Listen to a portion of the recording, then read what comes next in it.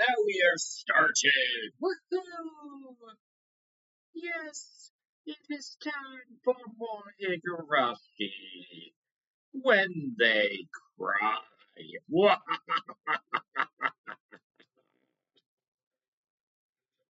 Alright, nobody's watching, that is fine. Oh, no. Why is that not full screen? Copy link. Okay, I will just do this.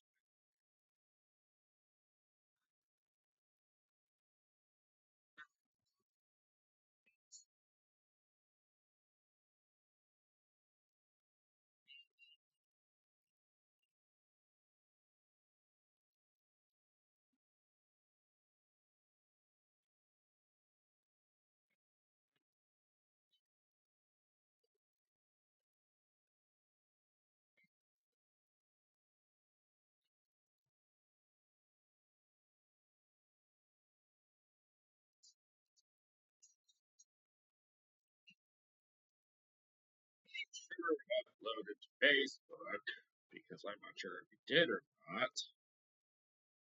Yep, it's there. Okay. What about threads?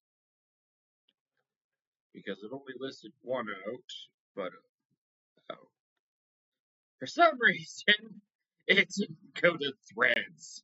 I don't know why, but that's okay.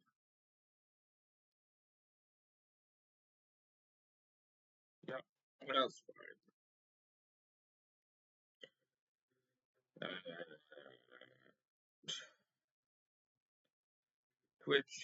Twitter is just special.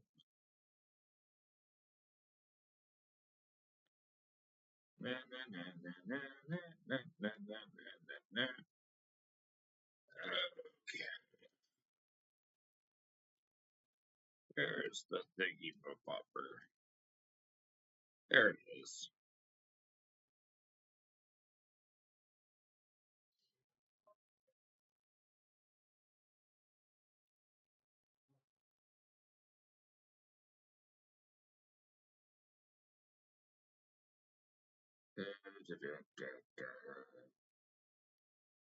Alright, that was everybody as far as I know or care. And we will get started on this nightmare. Continue. Oh, here we go, end of chapter 11. Load.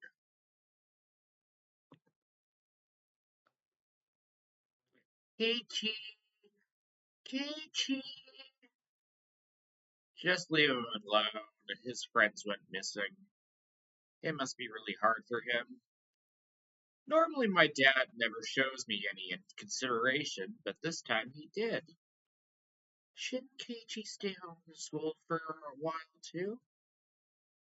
I think it'd be safer not to go until the police do something about this. Maybe. Compared to what could happen, taking a few days off wouldn't be a bad idea. Anyway, how is it logical not to close the school during such a dangerous situation? What do those teachers think our children are? Mom and Dad are pretty riled up, but at this point I couldn't care less. Besides, that wasn't the only thing I couldn't care less about. The breakfast table, the food in front of me, the time and date myself, I really had no interest in anything. This feeling, it was like a dead fog in my mind. It felt like getting dizzy after taking a strong medicine. Keiichi, how are your studies going? You've gotten further than the other kids, haven't you?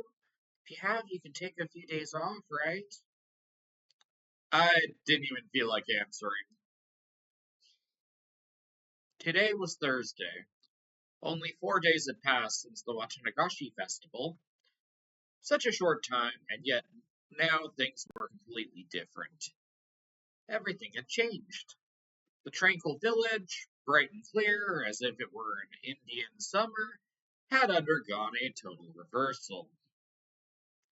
People were made to disappear every night, and we couldn't even relax when walking out in broad daylight.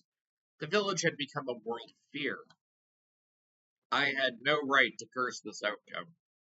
After all, the one responsible for everything was me. That night, I couldn't resist my honestly tiny little and incredibly stupid curiosity and broke the taboo. This isn't somewhere we should be going, is it? Let's not. It's a crime to force your way into a locked building, even if you don't steal anything. Shion, now that you know they weren't having some secret rendezvous, you've had enough, right? I don't want to do something like this. What if Rika-chan dance ends while we're messing around here? I prattled on, and I took the lock from Kamitaki's hand and put it back on the lock. I'll forget everything I saw here, so come on, let's go, let's go. Takano was fretting, but I pushed her away. Tamatake-san grinned painfully. Shion's shoulders drooped as if to call me an idiot. Even so, I didn't care. I pushed everyone farther and farther away. Rika-chan's dance was still going on. Then at last her dance was brought to a close with a roaring applause. I too, until my hands were turned red. I clapped and I clapped. And I woke up from this horrible dream. Ding dong! Isn't that Rena-chan? She's here because it's your usual meetup time, isn't she? I looked up the clock. It was 5 minutes past the time to meet with Rena. Keiichi, shouldn't you take a few days off from school? You're right. Thanks for being so considerate. I rose from my seat. I went to the entrance to greet Rena. Good morning. Were we going to school as a group starting today? So you can't be late. Ah, that's right. If we, the ones furthest away, were to be late, the younger kids on the way there would be waiting for us. Um, I think I'm gonna take some time off from school. Aw, okay. Brenda answered shortly and nodding. I think you should do whatever is best for you, Keiichi-kun, so you don't need to feel as if you're weak or anything. Oh, and here, it's a notice they're sending around. Could you give this to your mom? I think it has a lot of important announcements in it. I took notice. There was a lot more pages than normal. This, the one on top announced the disappearance of the mayor, Rika-chan, and Sadako. That they wanted any information about them. It made my heart ache. The police are looking as best they can, too. They'll find them for sure. Just be patient, okay? Rena said, smiling in an attempt to give me courage. Rather than that, though, her smile looked like it was because she herself wanted to believe they were safe. Rena, you're not going to question me? Nope. Rena, you know, don't you, about that night what I... Do you mean when you snuck into the ritual storehouse? I was speechless for a moment, but then I bit my lip, made my mind, and nodded a little. So it's all out in the open. Really, I shouldn't do bad things like that. Nichan was really mad. So she was upset. I suppose she would have been. Don't think she was angry about you sneaking in there, though, as much as you hiding it from her. Yeah, most people get angry about that kind of stuff, so yeah. This is why people say always be honest with the people around you. Maybe Kei-chan, maybe you should have told her yourself and apologized. I should have told her myself and apologized. That troubled me. Just 1 week ago, I did something that I myself should have apologized to Mion for. I hurt her badly. However, I didn't realize that at all. Plus, with all the confusion that Shion's appearance had brought, I still haven't been able to talk to Mion about it. Rena, you're right. I never, I never realize anything until you tell me. Okay, Chikun, hypothetically, if you had admitted that you'd done something wrong right away and apologized to Mi-chan, I wonder if Rika-chan and Sadako-chan wouldn't have had to disappear. Ooh, that's a dark line. What? I couldn't answer right away. I couldn't admit to it. Wasn't Rena telling me right now, though, that I should have admitted to my crime sooner? If I had done that and apologized, would things have gone in such a horrible direction? Rena's eyes were filled with kindness, but they were naive enough to forgive me for keeping silent, and they started fixedly into my own. Yeah, you're right. If I had admitted my crime sooner, then Rika-chan and Sadako wouldn't have had to die or disappear. Smack! The palm of Rena's hand slapped me in the cheek. I stood there unmoving, my head still tilted in the direction I'd been hit. It didn't hurt at all. I don't think anyone has scolded you, Keiichi-kun, so I'll scold you in their place, okay? I pressed my hand on the cheek in now warm embarrassment, quietly staring at Rena's feet. Going somewhere you're not allowed to go was a very bad thing to do. Do you understand that? Uh-huh. Answer me with a yes, Keiichi-kun. Yes. Also, what's even worse, you didn't admit to having done something so bad. You should never do anything bad in the first place, but not admitting to it or apologizing for it is much, much worse. Yes, I was wrong. For moments, Rena stared at me silently and intently as if to gauging my remorse. Then finally the tension in her face softened and she smiled. Okay then, it's about time. I should be going. Alright, be sure to give the notice to your mom, okay? Oh, be sure to give the notice to your mom, okay? Also, warn her not to go out to pass it on after it gets dark. I bent down to pick up the notice, which I dropped when she slapped me. The pages had come out of class and were making a mess on the floor. I gathered them one by one. My hand stopped at a single more light-hearted page with a peaceful sentence dancing on it. Oh no. We still have plenty of homemade soy sauce in the stock. Feel free to come to the Sonozaki house if you want some.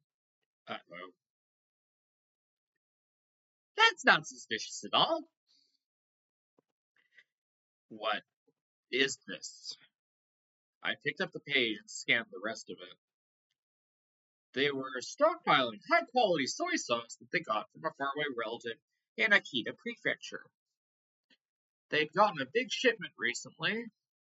They couldn't use it all, so they wanted anyone who wanted some to feel free to come over, is what it said. Huh, that's not suspicious at all, considering the likely scenario with Rika and Sadako. As a PS, it said arrived in barrels, so please bring a 2-liter bottle or other container for it. That's how it tied together. If you need soy sauce, then you would go to the Sonozaki house. Rena, did you know all along? Yeah, I knew. Rena had already been suspicious of Mion. As soon as she noticed the big bottle of soy sauce was missing, Rika-chan had taken the bottle and gone to Mion's house, and there she was erased. Rika-chan wasn't coming back, so Sadako called Mion's house since she knew where she had gone, and then Sadako called there as well. That meeting on the day the mayor disappeared, didn't Oishi say the 3 families participated in it? The 3 families would include the Sonozaki family. Didn't he also say the current leader was also really old, so her heir Mion frequently stood in for her at public events? While the mayor was returning from the shrine, Mion called out and stopped him. She talked to him and invited him to their house. And then she made him disappear. It was probably even simpler to make Shion disappear. Shion was part of the Sonozaki family. They probably knew exactly what she was doing at all times. I'm sure they even knew her part-time job schedule, too. Thinking back, wasn't that Angel Moore store managed by the Sonozaki family? Setting up an ambush for her there wouldn't have been any trouble at all. I'm I'm going to sue Mion. I'll go apologize. I'm going to have her put an end to everything. Mion wouldn't forgive me easily, but I'll go ask her not to sacrifice anyone else. With that decided, there's no need for me to go lazing around here. I put on my shoes and slipped past Rena to exit the house. When she stopped me, I'm going to. Rena, shouldn't you go to school? This is way more important than school. Rena, you shouldn't come. If you get wrapped up in this too, I think I might actually go crazy. Rena didn't move her arm, which was blocking my way. If Katie disappeared as well, then I think I might actually go crazy too. I won't let you go alone. Rena argued boldly as tears welled up in her eyes. I saw them. I knew the strength of her resolve. All right, let's go. Thank you, Rena. Rena nodded slightly but firmly and finally let down the arm blocking me. Let's go. To Mion's house. I'll apologize for the crimes I've committed. Then we'll put an end to these twisted days. After that, I'll pray that once more we can return to those fun, lively days. With Rena following me, I left the house. In front of the house, there was a car waiting. It was Oishi. Hey, good morning, Mabara-san. Do you too, Ryuga-san, together so early in the morning? You make me jealous. With a truly praiseworthy man he was, if he had been lying in wait so early in the morning, just to pressure me into talking. On this morning, though, maybe this was actually a good opportunity. You're from the police? Oh, I'm not introduced myself to you, Ryuga-san. Please excuse my rudeness. I am Oishi from the Okonomiya Police Department. Pleased to meet you. Are we telling Oishi-san? Yeah, I think my palm is enough punishment for your crime, Keiichi-kun, but we should leave me to these people. Pain and sadness, I look down as those emotions built up in my heart. We have something to tell you, Oishi-san. Well, no. What about? Should we stand here and talk, or go inside the car? In the car, please. I only continue to look down weakly. All I can do is be thankful for how dependable Rena was.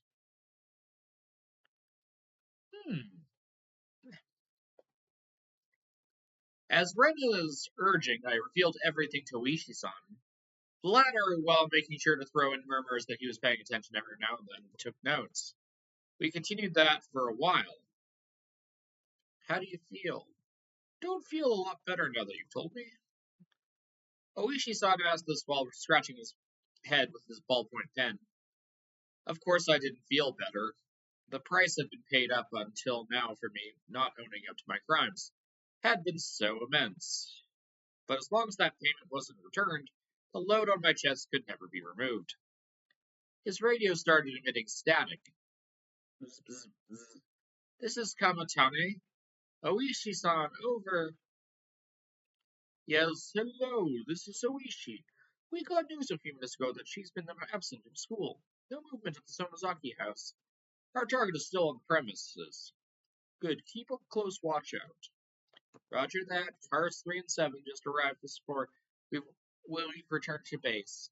Also, I think the division chief is looking for you, Oichi-san. He keeps annoying me too, even though I keep telling him I'm trying to get in touch with you, but what should I do? If you're hard pressed for an answer, tell him you're actually under orders not to wake me from my morning nap. Got it. The radio went silent. Hey, Padme. Sorry about that. It was about work. He said that there was no movement in Sonozaki House, didn't he? Oh my, did you sound like that to you? This won't do. Please keep that a secret, all right? I don't have permission from the division chief to make private inquiries like this. Oishi-san, had suspected Mion for a long time, nor for questioning witnesses or for searching the house. We don't really have permission for anything, really. The Sonozaki House defenses said to protect the family members are also in full working condition. Without a warrant, we can't do anything about anything unless the crime happens right in front of us. Oishi-san, could you be... Rena's tone of voice alone was enough to make her spite clear as she stared at Oishi-san. You can't set foot in the Sonozaki house. We're trying to get Keiichi to go in there instead. Rena, what do you mean? This person just as I thought he plays really dirty. Stop, you're hurting my reputation. That said, I'm all ears for your explanation, okay? Oishi-san lit a cigarette and responded to Rena, wearing an expression implying he was calm and willing to let her comments slide. You can't get a warrant because you always had your eye on Michan because you thought she was suspicious. Yes? You plotted to incite Kishin-kun and have him go to the Sonozaki house, then if something were to happen to him, you'd use that as an excuse to go in. Isn't that right? I only understood about a half of what Renan was saying. I knew, however, that Oishi-san had been trying to use me. Even if Keiichi-kun got hurt as a result, have you no shame? Is that how police do things? They are when they're backed up against the wall. My, it seems that we have an incredible detective on our hands. Oh my, would you be interested in taking our exam?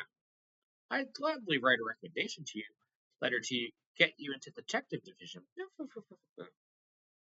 You're despicable. Rena spoke quietly, her words dripping with hostility. To be fair, Rena would probably make an amazing detective. I've been insulted in all kinds of ways in my life. One or two words from young girls, always the roughest for me. Even so, I suppose I should thank you for not arresting Michan yet. Don't mention it. Oishi-san seemed to enjoy his exchange with Rena. The things that man thought were like a swamp. I could barely see past the surface. It reminded me again how much I disliked him. Personally, I find him entertaining.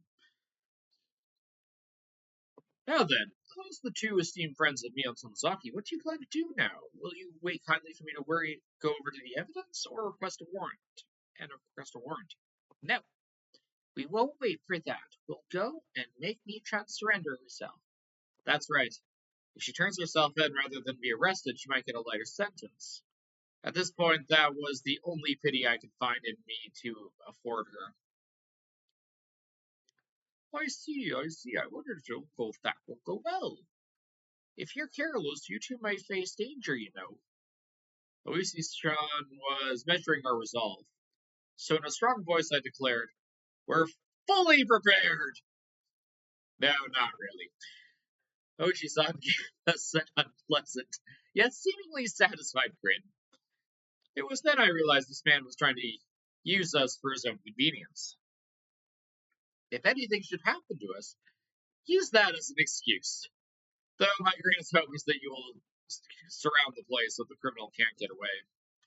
No, Riko-san, you're good at negotiating, too. I'm throwing in the towel. I surrender. What are you talking about?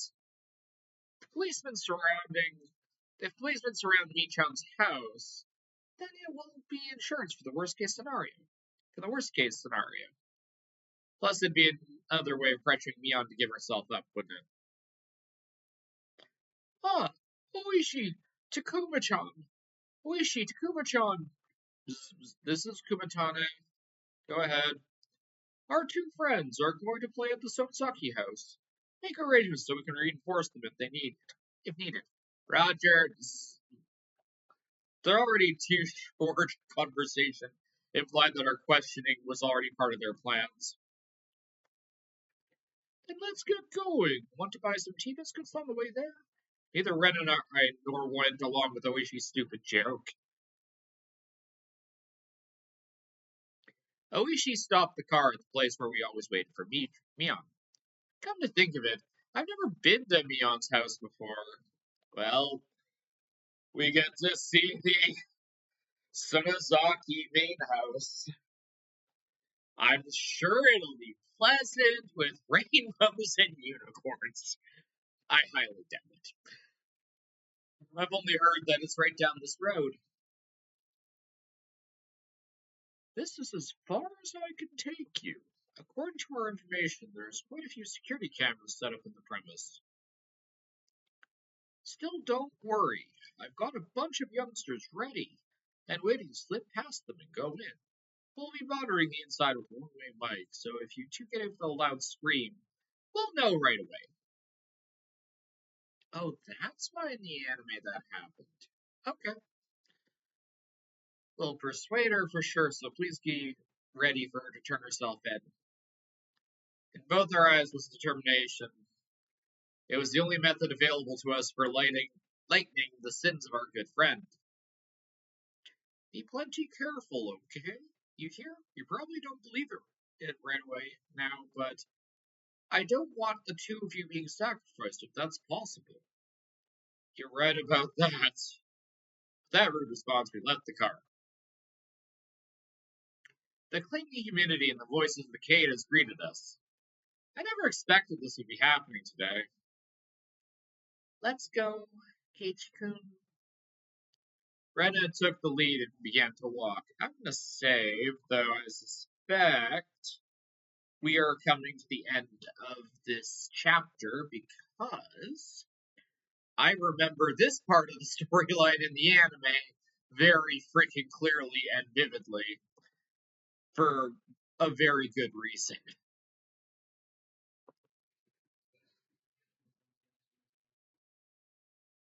Rena took the lead and began to walk down the road I've never been. Rena, you've been to Miyang's house before, right?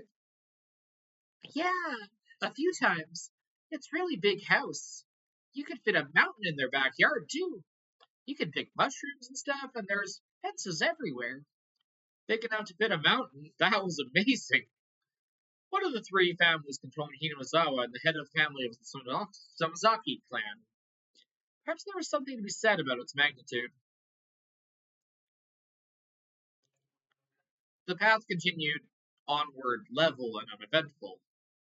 Yes, a big forest. Perfect for hiding bodies. The path continued. Yeah. There were metal fences along the edges, and beyond them were woods with trees growing thickly. The fences were high. The tops of them bent inwards, sticking out like sharp spears. Plus, there was this dangerous looking barbed wire wrapped around them. No one could look at them and not feel intimidated. In addition, there were signboards hung up here and there along the fence. Private property of Samazaki family, entrance forbidden. Beware of venomous snakes. Active security cameras. Intruders will be charged an entry fee of 1,000,000 yen. Oh my god, that's a lot. For us, I think that'd be like $10,000. Like the way you convert yen is basically go to the very bottom and then like move the decimal point 2 integers forward, and that's a close approximation of how much yen is converted to Canadian and I guess American currency. At least that's the best guesstimate for it. This forest, or should I say mountain, is all their yard. It's more like their domain. As you can see, it's a private property, so nobody maintains it. The forest isn't really the kind that you can go hiking in. She could say that again. It really did feel like a neglected savage woodland. It was dark and damp. Certainly not a forest that made you want to go for a nice walk. Maybe that's what happens when a landowner has too much land. Like Oishi said, there were security cameras hung up all over the place, though they had been weathered by wind and rain, casting doubtful as to whether they were even functional. I wonder if Miyang's watching us as we come to her. I don't think she is. The only person living in the Michan house are generally her and her grandma, after all. There's nobody watch. No, there. I cannot speak today. There's nobody to watch the cameras. What a useless security system. You'd think they'd have armed guards or something. Well, Michan's father seems like a pretty tough person to get along with, so whenever everyone in the family is getting together, the camera's apparently working properly. That's right, Mion's father, he was a big shot Yakuza, wasn't he? Rena smooth danced around the answer as she explained. At last, a huge gate, as big as I'd imagined, appeared. Was she living by herself with her grandmother in the house with such a great, grand gateway? I wonder if she's here. Beep. The old buzzer made a dull sound. Was it cut off in the middle or not getting to the house? Waited long enough without response for me to start thinking about it. However, we finally heard footsteps walking through the gravel to the other side of the gate. I nervously balled my fist, my palms now sweating in fists. There was a clang of a bolt being released, and the gate opened slightly. The person peeked out of the gap was none other than Mion. Are you sure about that, Keiichi? Well, this is unusual. Aren't you two going to school? Mion didn't seem all that surprised at the visitors arriving in the morning, which wasn't a normal time. In fact, she seemed relaxed, as if she knew we were coming beforehand. I guess that answers whether the cameras are working. We stayed home today. Kei-chan is one thing, but you, Rena? You two are such troublemakers. Mion smiled lightly in the way that Mion we always knew. Well, let's not stand here. Come on in. She gestured for us to follow her. I hesitated for a moment looking at Rena.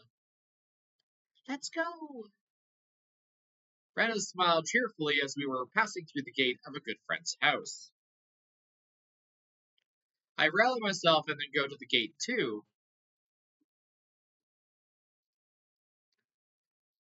On the other side, it hadn't been maintained very well, but it was clear a lot of magnificently wide. It wasn't quite what you think when you hear mansion, but it was very clearly vast.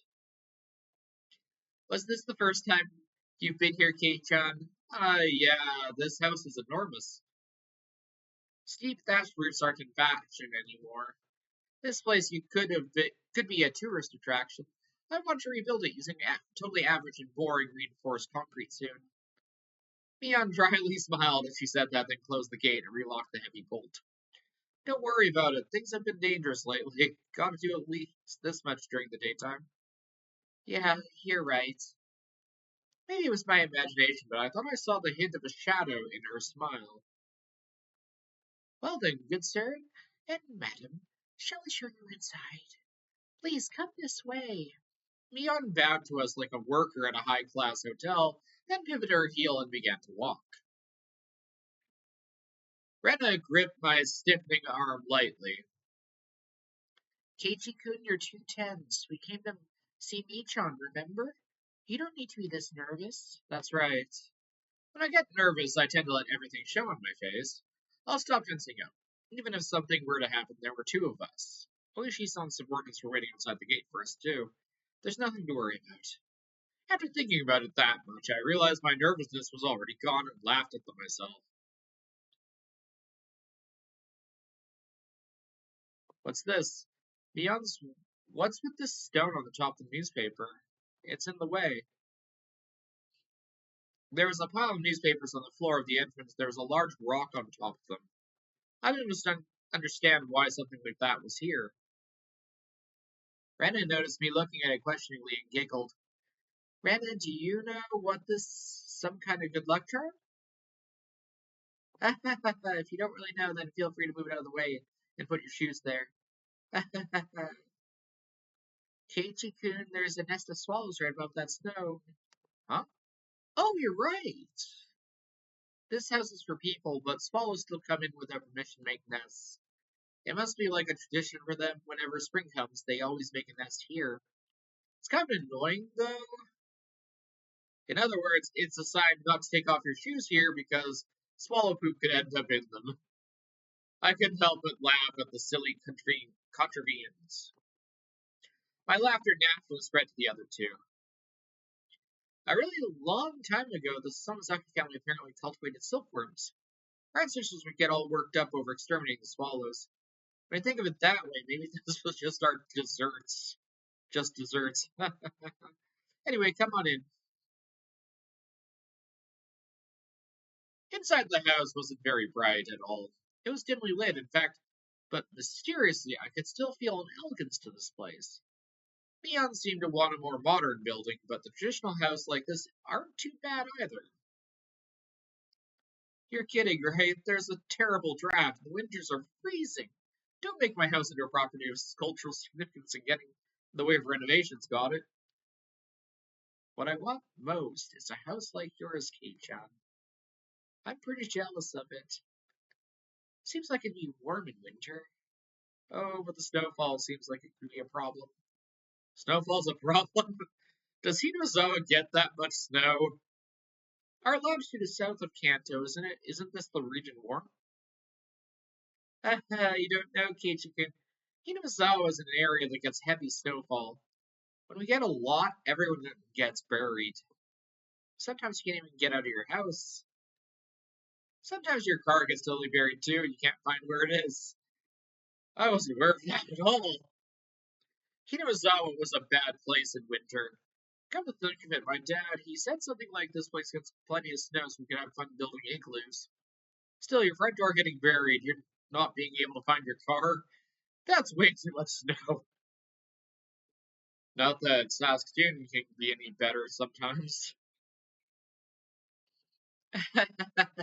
You remember from geography class, right? The western side of Japan gets cold winds from Asia. We're different from those softies protected by mountains and nice and warm by the Pacific Ocean. I'm totally okay with being a softie and nice and warm. I hate cold. We'll have to have a training camp to get Kei-chan used to the cold this winter then. No way, no way, there's no way that's happening. I hate the cold, I hate training camps too, and I hate having to them even more put together. Michan laughed more boisterously than she ever had, then told us to bring out some tea and left her seat for the moment. Still, there's a lot of fun things we can do in winter. I bet our club would have a blast then. Our club continuing activities through winter sounds totally terrible. Horrible, like swimming in the cold or marching in the snow. When did we turn into Mount Redhorn? Yeah, there's definitely a lot of tough punishment games for winter season. One time she made us have a real carnival in the schoolyard while snow was falling. I see the terror of our club cared not for the season. The victor would be decided by who could best adapt the winter-only events. We do snowball fights and shaved ice eating contests and treasure hunts in the snow. Wait, why is everything outside? Why can't we play tabletop games in the nice warm room while it's snowing? Whoa, Kichikun, if you're saying things like that, you're gonna lose a lot this winter. We'll have a lot of punishment games and Rena won't lose. Howl! Don't give me that howl. I settle things with a cross chop to her head. You're sure having fun. Our walls aren't very thick, so be careful not to go flying through any, okay? The paper is sliding door open and Mion returned with the pot and complete tea set. So you want sesame seeds in your eyes? Sorry, we don't have that much in the way of bean paste or good stuff. It's okay, it's okay. We didn't really come here to drink tea anyway. And with those words, the smile disappeared from Rena's face. She did it. That one careless statement reminded us of what we'd nearly been able to forget. I'd wanted to enjoy this peaceful time for a lot longer, but we put an end to that with honestly careless words. When she noticed the smile disappear from Rena's expression, Mion too changed hers. It was as if the cheerful air that was warm spring day until the moment ago had slipped through the cracks in the paper door. Although disappeared, there was no point in regretting it now. We did not come here today to chat and enjoy ourselves. Mion silently poured the tea. During that time, both Ren and I sat kneeling without uttering a word. Here you go, drink up. We couldn't even mutter a word of acknowledgement as those natural words of courtesy. There's no poison in or anything, so do you distrust me that much? It's upsetting. Mion gave us a bitter smile at that and let her shoulders droop. Ren is just silent. We all remain silent. We remained silent, hoping someone else would speak up first. That was, however, the one thing we didn't want to do, so we sat for a long time. At last, Mion smiled scornfully and opened her mouth to speak. Hey now, Kei-chan, Rena. You're the guest. Didn't you come here for something? Don't speak up first, the old man won't know what to do. Rena and I exchanged glances, and we both resigned ourselves. Rena opened to speak first, so I stopped her. Kei-chan, Keiichi-kun, it's okay. It's okay, I need to come here. Let me talk first. Okay, I understand. Okay. Oh, I got the voices mixed. Ah. Okay, Chan, have to tell me. Please give me your daughter's hand in marriage, perhaps, baby. Can't do that. My little Ren and Kei-chan aren't meant for each other. Go wash your face with Mr. Super Try again later. Afterwards, I thought her meaning remark were Mion's own way of showing consideration. Mion had said those mean things in a totally normal voice, and it drained the tension from her shoulders. Mion, first, I have something to apologize for. You do? What for? Mion pretended that she didn't know what I was talking about, but I clearly got my point across. Well, on the night of the Watanagshi, the ritual storehouse behind the shrine, I went in there. I could see Mion's expression immediately becoming harder. I knew it was somewhere I wasn't supposed to go, but it was just supposed to be a little bit of exploration. We didn't mean anything by it, even so, I shouldn't have done it. So I apologize. I'm sorry. To display my deepest sincerity, I pressed my forehead to the table. I had meant it as my way of prostrating myself. I figured it wouldn't feel sincere enough if I raised my head right away, so I left it there on the table for a while. Mion didn't say anything.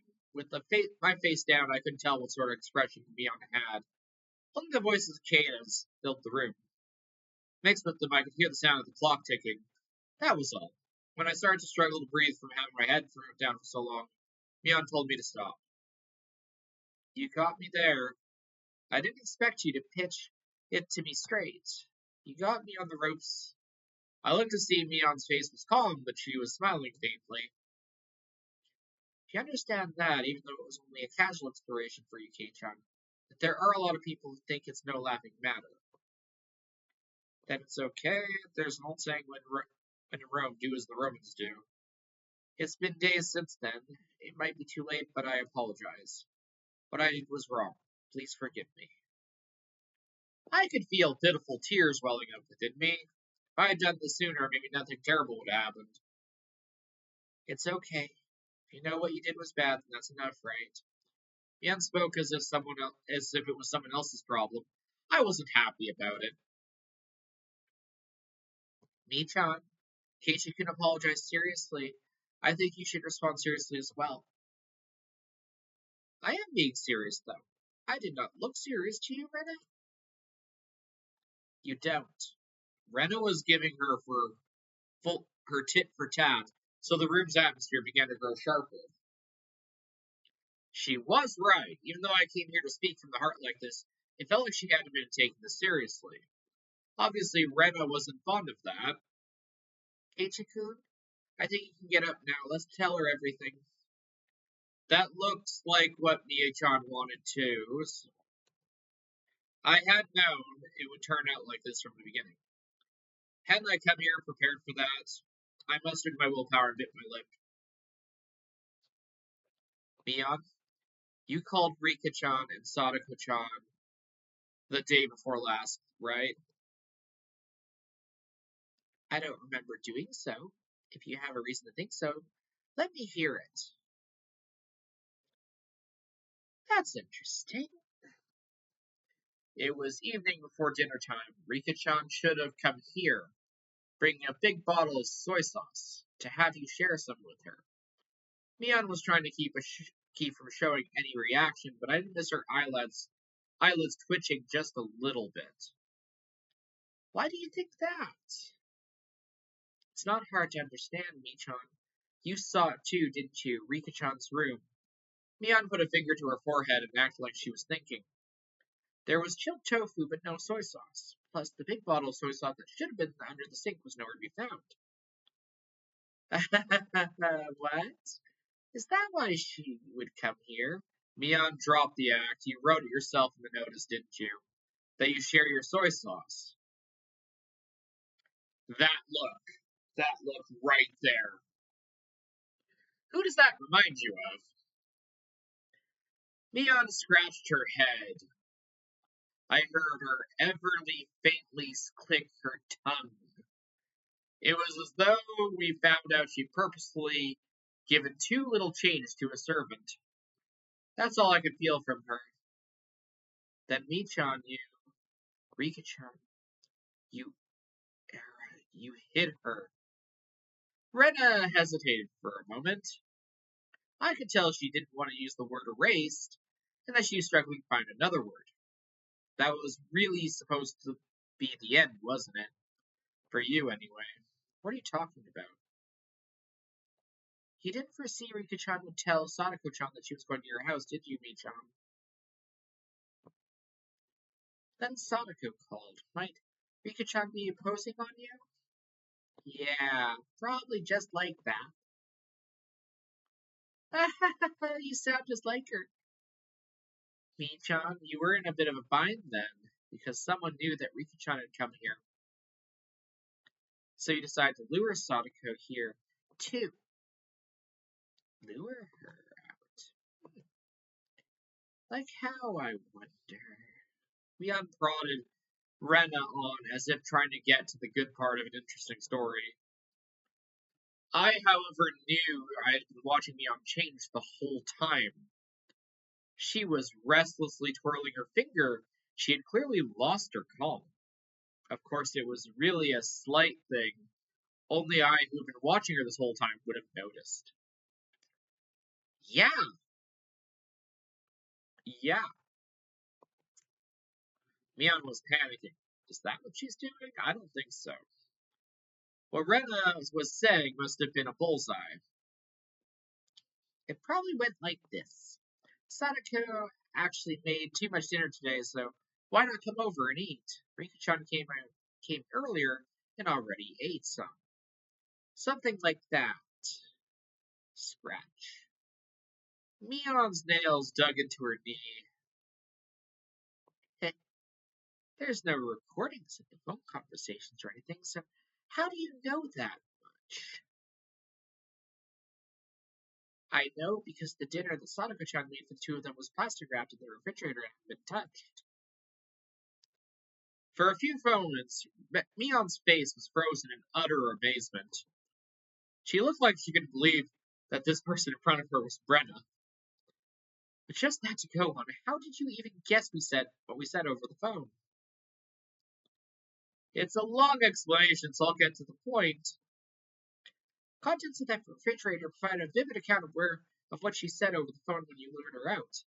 Mion's jaw remained on the floor. That was the only way I could describe her face. That's... I had no idea. I had such an incredible detective right next to me this whole time. I can't believe you figured out everything down to the conversation just from what was inside that fridge. You got me there. You got me. You got me.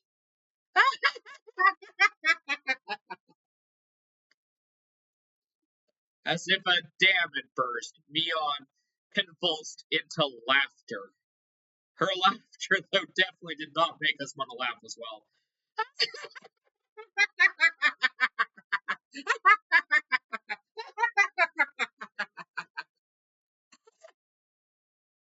Mion grew tired of her dumb laughter. Guys, that is my best evil laugh. Mion grew tired of her dumb laughter, heaved a big sigh, and scratched her head. That's my best replication of what I remember her laugh in the anime sounding like that I could deduce.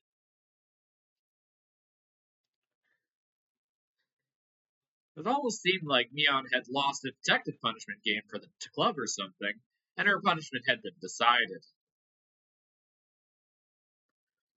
Oh, how fun that would have been if it were true. An incredible detective? Mii-chan, you're the one who guessed what Oishi-san told us. He called me an incredible detective, too. Oh, look, her face. As soon as I heard Oishi's name, Mion's eyes began to display panic more clearly so that anyone would be able to tell. Mion, the police have suspected you for a long time now. Oishi-san's officers have housed under observation so they could break in at any time. Mion attempted to feign calm, but it looked like she was having a hard time with that. Part of her couldn't believe the police had her surrounded, and she closely examined Rena's facial expressions. However, she couldn't detect a hint of falsehood. Finally, Mion seems to accept the fact that the police are encircling the house. Was the mayor Michan too? Were Tomotaki-san, Takano-san, you as well? Mion didn't answer our rapid-fire questions. I could clearly see the impatience in her eyes, which were still feigning calm. At last, Mion, who had been sitting there lazily readjusted her cushion, sat herself upright. At that moment, the atmosphere in the room changed completely. Mion's expression also changed. The impatience and wonderment in her expression disappeared. She became so solemn you could think she was about to conduct a tea ceremony. I could sense it. It was now in this moment. Mion had ceased to be Mion, but had changed into Mion Sonozaki, current heir to the Sonozaki house. It was a solemn atmosphere about her that was clearly abnormal, and was entirely different from that of the Mion I knew. Now I could believe it. Now I could believe that she was the young leader who commanded the entire Sonozaki clan. Mion quietly placed both her hands on the tatami mat and gave a beautifully elegant bow as if this were really a tea ceremony, and named herself. We meet for the first time. I am the current heir of the Sonozaki house. My name is Mion. Mion's movements were so elegant they could cut, and we couldn't even answer her. All Red and I could do was watch baffled at her actions, which could never imagine the normal her doing. I would like to welcome you to Sonozaki main house today. I will greet you all in place of our leader, Oryu. It seems as though you have various things you'd like to ask. If I can be of any assistance, then I would like to answer without concealing anything. What did Mion just say? Mion said she would answer anything we asked. There was a strong light of resolve in her eyes. It's really all right if we ask anything, then. I shall tell you everything I know. That is why you've come here after all. Ren and I exchanged glances. There was a mountain of things we wanted to ask Mion. However, we hesitated for a moment on what we should ask first. The first question Rena gave was extremely abstract, but it was the question everyone wants to know right now. Why? Why do you do this? That was what I wanted to ask as well. Why would you do this? That didn't go for Rika-chan and Sadako-chan. It went for the mayor, Takano-san, and Tomotaki-san as well. No, even further back, all the incidents that had occurred every year. For a little while, Mion couldn't respond. Right when we realized the question was too vague and tried to put it in more concrete terms, she finally opened her mouth to speak. To answer that question will take time. If that is acceptable, however, I would be by all means like you to hear it. She spoke clearly. She spoke with clarity, like a grandmother might use when telling a story from a long time ago. Do you know that Hinamizawa village used to be called Onikafuchi village? Rena nodded lightly and shot me a glance asking me if I did. I returned her nod. Hinamizawa was once called Onikafuchi village, yes. I heard all about that night from Takano in the ritual storehouse. They firmly believed that demon blood ran through their veins and cut off all contact with the outside world. They were worshipped by those in the village at the foot of the mountains and treated like transcendents, those capable of magic. That's right. Our ancestors were Onigafuchi village were proud transcendents descended from demons. Those in the village at the foot of the mountain worshipped and honored them. Nevertheless, that all decayed with the end of the Tokugawa era. The black ships arrived. The era of samurai had ended. The era of national isolation had ended, and the tradition of worshipping Onagafuchi village quickly disappeared. Those things lingered from the past were all to be tested. That was the kind of era it became. The Meiji era began, and the name Onagafuchi village with its lost history was forcibly changed to Hinamizawa village. I have heard the Meiji government strongly wished to erase the old customs. The abolition of the feudal domains and the establishment of prefectures.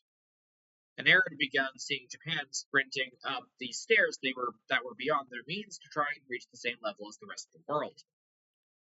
All things in the Western style were to be extolled, while old traditional things were to be scorned. That was the sort of era it was.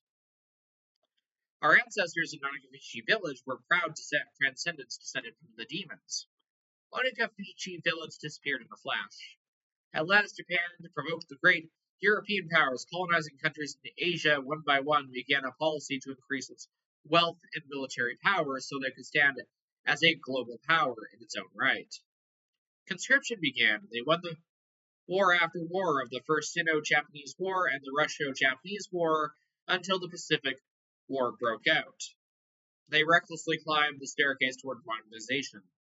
This is, of course, the wars before World War I. And then World War I kind of just halted all that. And then World War II restarted it for a brief time. At the time, Onagafuchi village already lost its impenetrability. The villagers once worshipped as the transcendents were now on the receiving end of inhuman treatment. The sacred Onagafuchi village had been groundlessly labeled an isolated village of those afflicted with incurable diseases, a mere shadow of its former self, and stood on the precipice of an era of hardship. Thus began the harsh days where one would suffer unreasonable discrimination because people knew one was from Onagafuchi. The children of the village at the foot of the mountain were taught not to go near Hinamizawa because of filthy germs that were rampant there. Children who had come in contact with children in Hinamizawa would cry and wail as their parents purified the spot they were touched by rubbing salt on it. One of the adults said to the children, "If you got lost in Hinamizawa, you'd be kidnapped by demons and cut up in pieces and devoured. Never ever go near the terrifying village of the man-eating demons." That's what he taught them. Another said that during a famine long ago, the people of Hinamizawa gathered up corpses they discarded in the dry riverbed, then cooked and ate them in order to survive. Groundless stories, but still in such seriousness. Baseless slander added to the baseless slander, making the Onagafuchi village historically accurate, thrilling history all the more believable. Perhaps the chain of undue discrimination was a manifestation of the people's anxieties towards uncertain times. Of course, the story doesn't only end with perspective of children.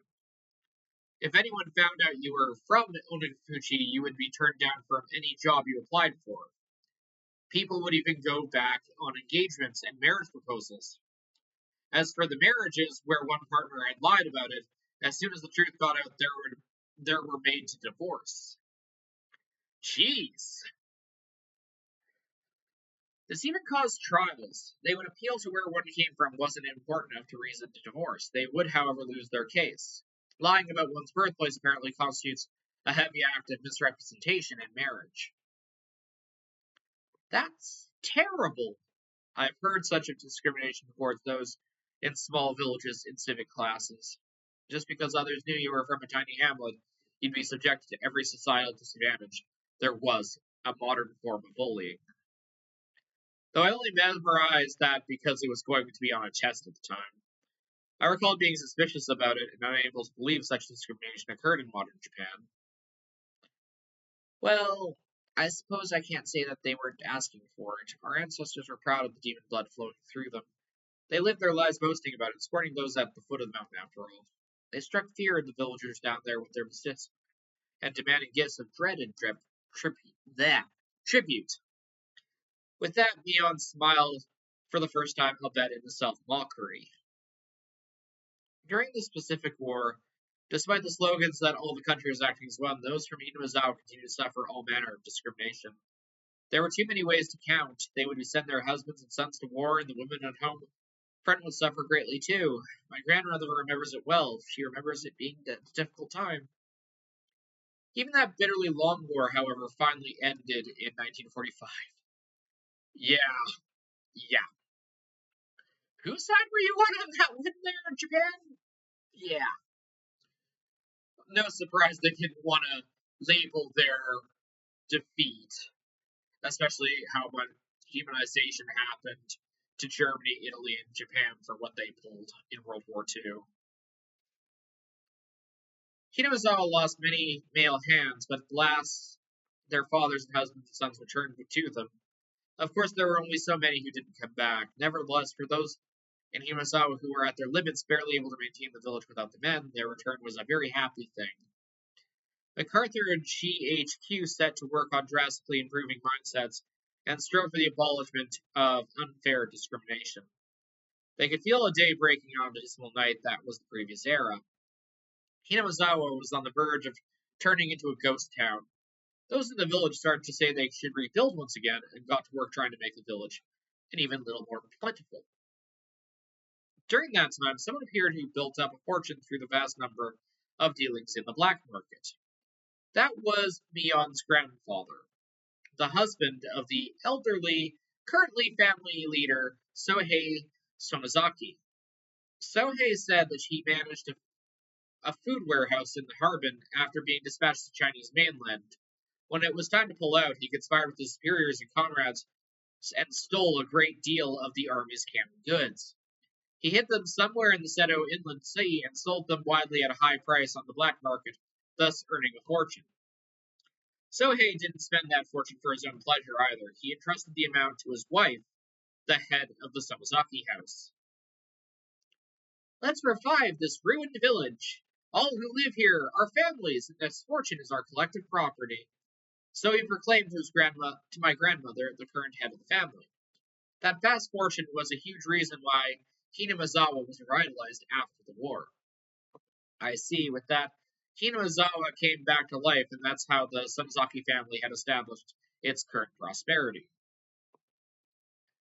Of course, there were many people who begrudged the money coming from the black market, but the villagers no longer minded it. They succeeded at one business venture after another. Those who succeeded freely supported those who followed them. The giant family of Hinamizawa tied together with a strong bond to keep on expanding its influence. The Sonozaki family, the center of everything, would be extolled for a long time as the minds behind Hinamizawa revitalization. The person in the middle of it all was your Nana Mi-chan. That's amazing. What a great success. Mion looked like she was honestly happy Renat praised her. However, around 1955, the wind started blowing in another direction again because of the canned flesh incident. Canned flesh? It sounds so hideous that just hearing it made me nauseous.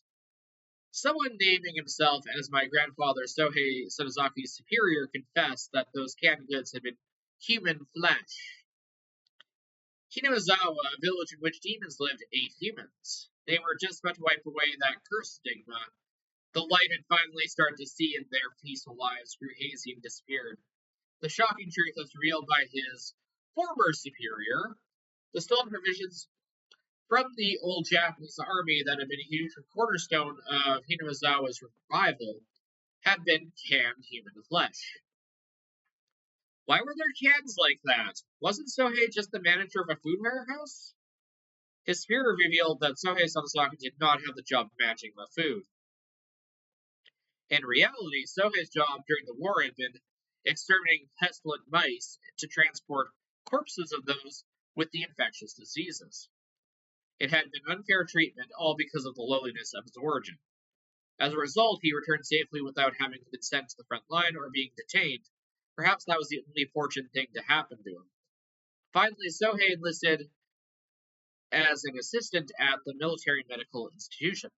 There, however, he found something even worse than the low-score and depressing customs of Onigafuchi village. In the research they were carrying out, Could that have been, well, the bacteriological core in the old Japanese army or whatever? Keiichi-kun, you heard about that? What could it be? I'm pretty sure it was Unit 731. It was a nightmare unit that devoted itself to researching terrifying bacteriological weapons to break the deadlock in the war. They used many innocent people as fodder for the horrible human experiments. They methodically observed how many days a new strain would take to kill the victims, how many days it would be when injected, how many days it would have been when swallowed. They dissected many people find that out. Sometimes they wouldn't even bother waiting until they were dead and dissect them while they were still alive. They would strap them into centrifuges while still alive and crush them in decompression chambers while still alive. When a live human decompresses, all the holes in their body get pushed outward, and their intestines get pushed out of their ape, like a snake winding out of it. I have a feeling I saw something like that on a documentary one time. It makes me feel sick. They still hate Hidemazawa, huh?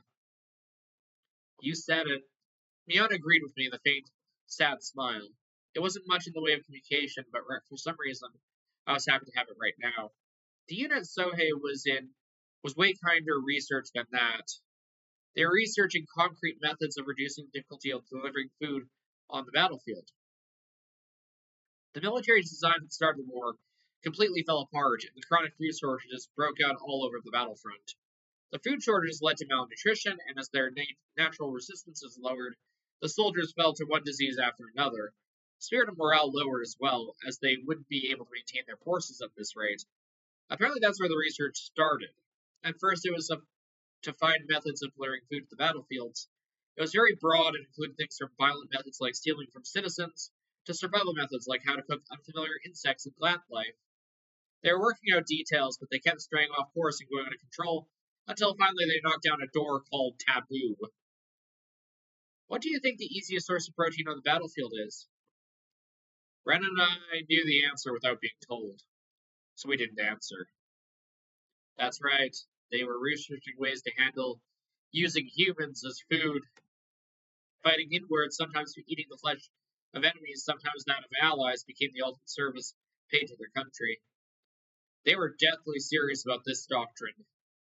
It really is a riot. My grandfather was despised as someone who ate human flesh, and yet they'd gone above and beyond that. Apparently, he also thought about it too. Even if he was a vulgar, man-eating demon, they were far more ugly demons than him. So no matter how much he was scorned, he wouldn't put up with it. At last, a handful of test prototypes. When the soldiers learned it was human flesh, however, the scientists couldn't make anyone eat it, so it was apparently sent to the front lines. The cans were labeled meal substitutes, so they wouldn't be accidentally eaten themselves. They stamped the bottom with a circle. The star soldiers on the front line apparently loved all the prototypes that were sent. Among them, those cooked in soy sauce like it was sukiyaki loved it the most. Come on, Michan, stop! I'm getting sick to my stomach! Rena was pale-faced, and she looked like she was about having difficulty continuing to sit on her knees. To be fair, I would too, in her shoes. It's one thing for me to be reading it out in text, it's another to hear it from someone specifically. Mia looked like she had more to say, but she sighed politely and stopped there. And those canned goods your grandpa brought back. I don't know if it's true, Sohei denied it. It was human flesh until the day he died.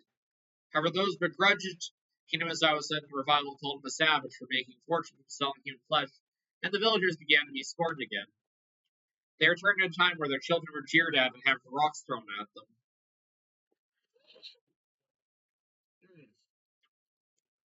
The stifling silence came back.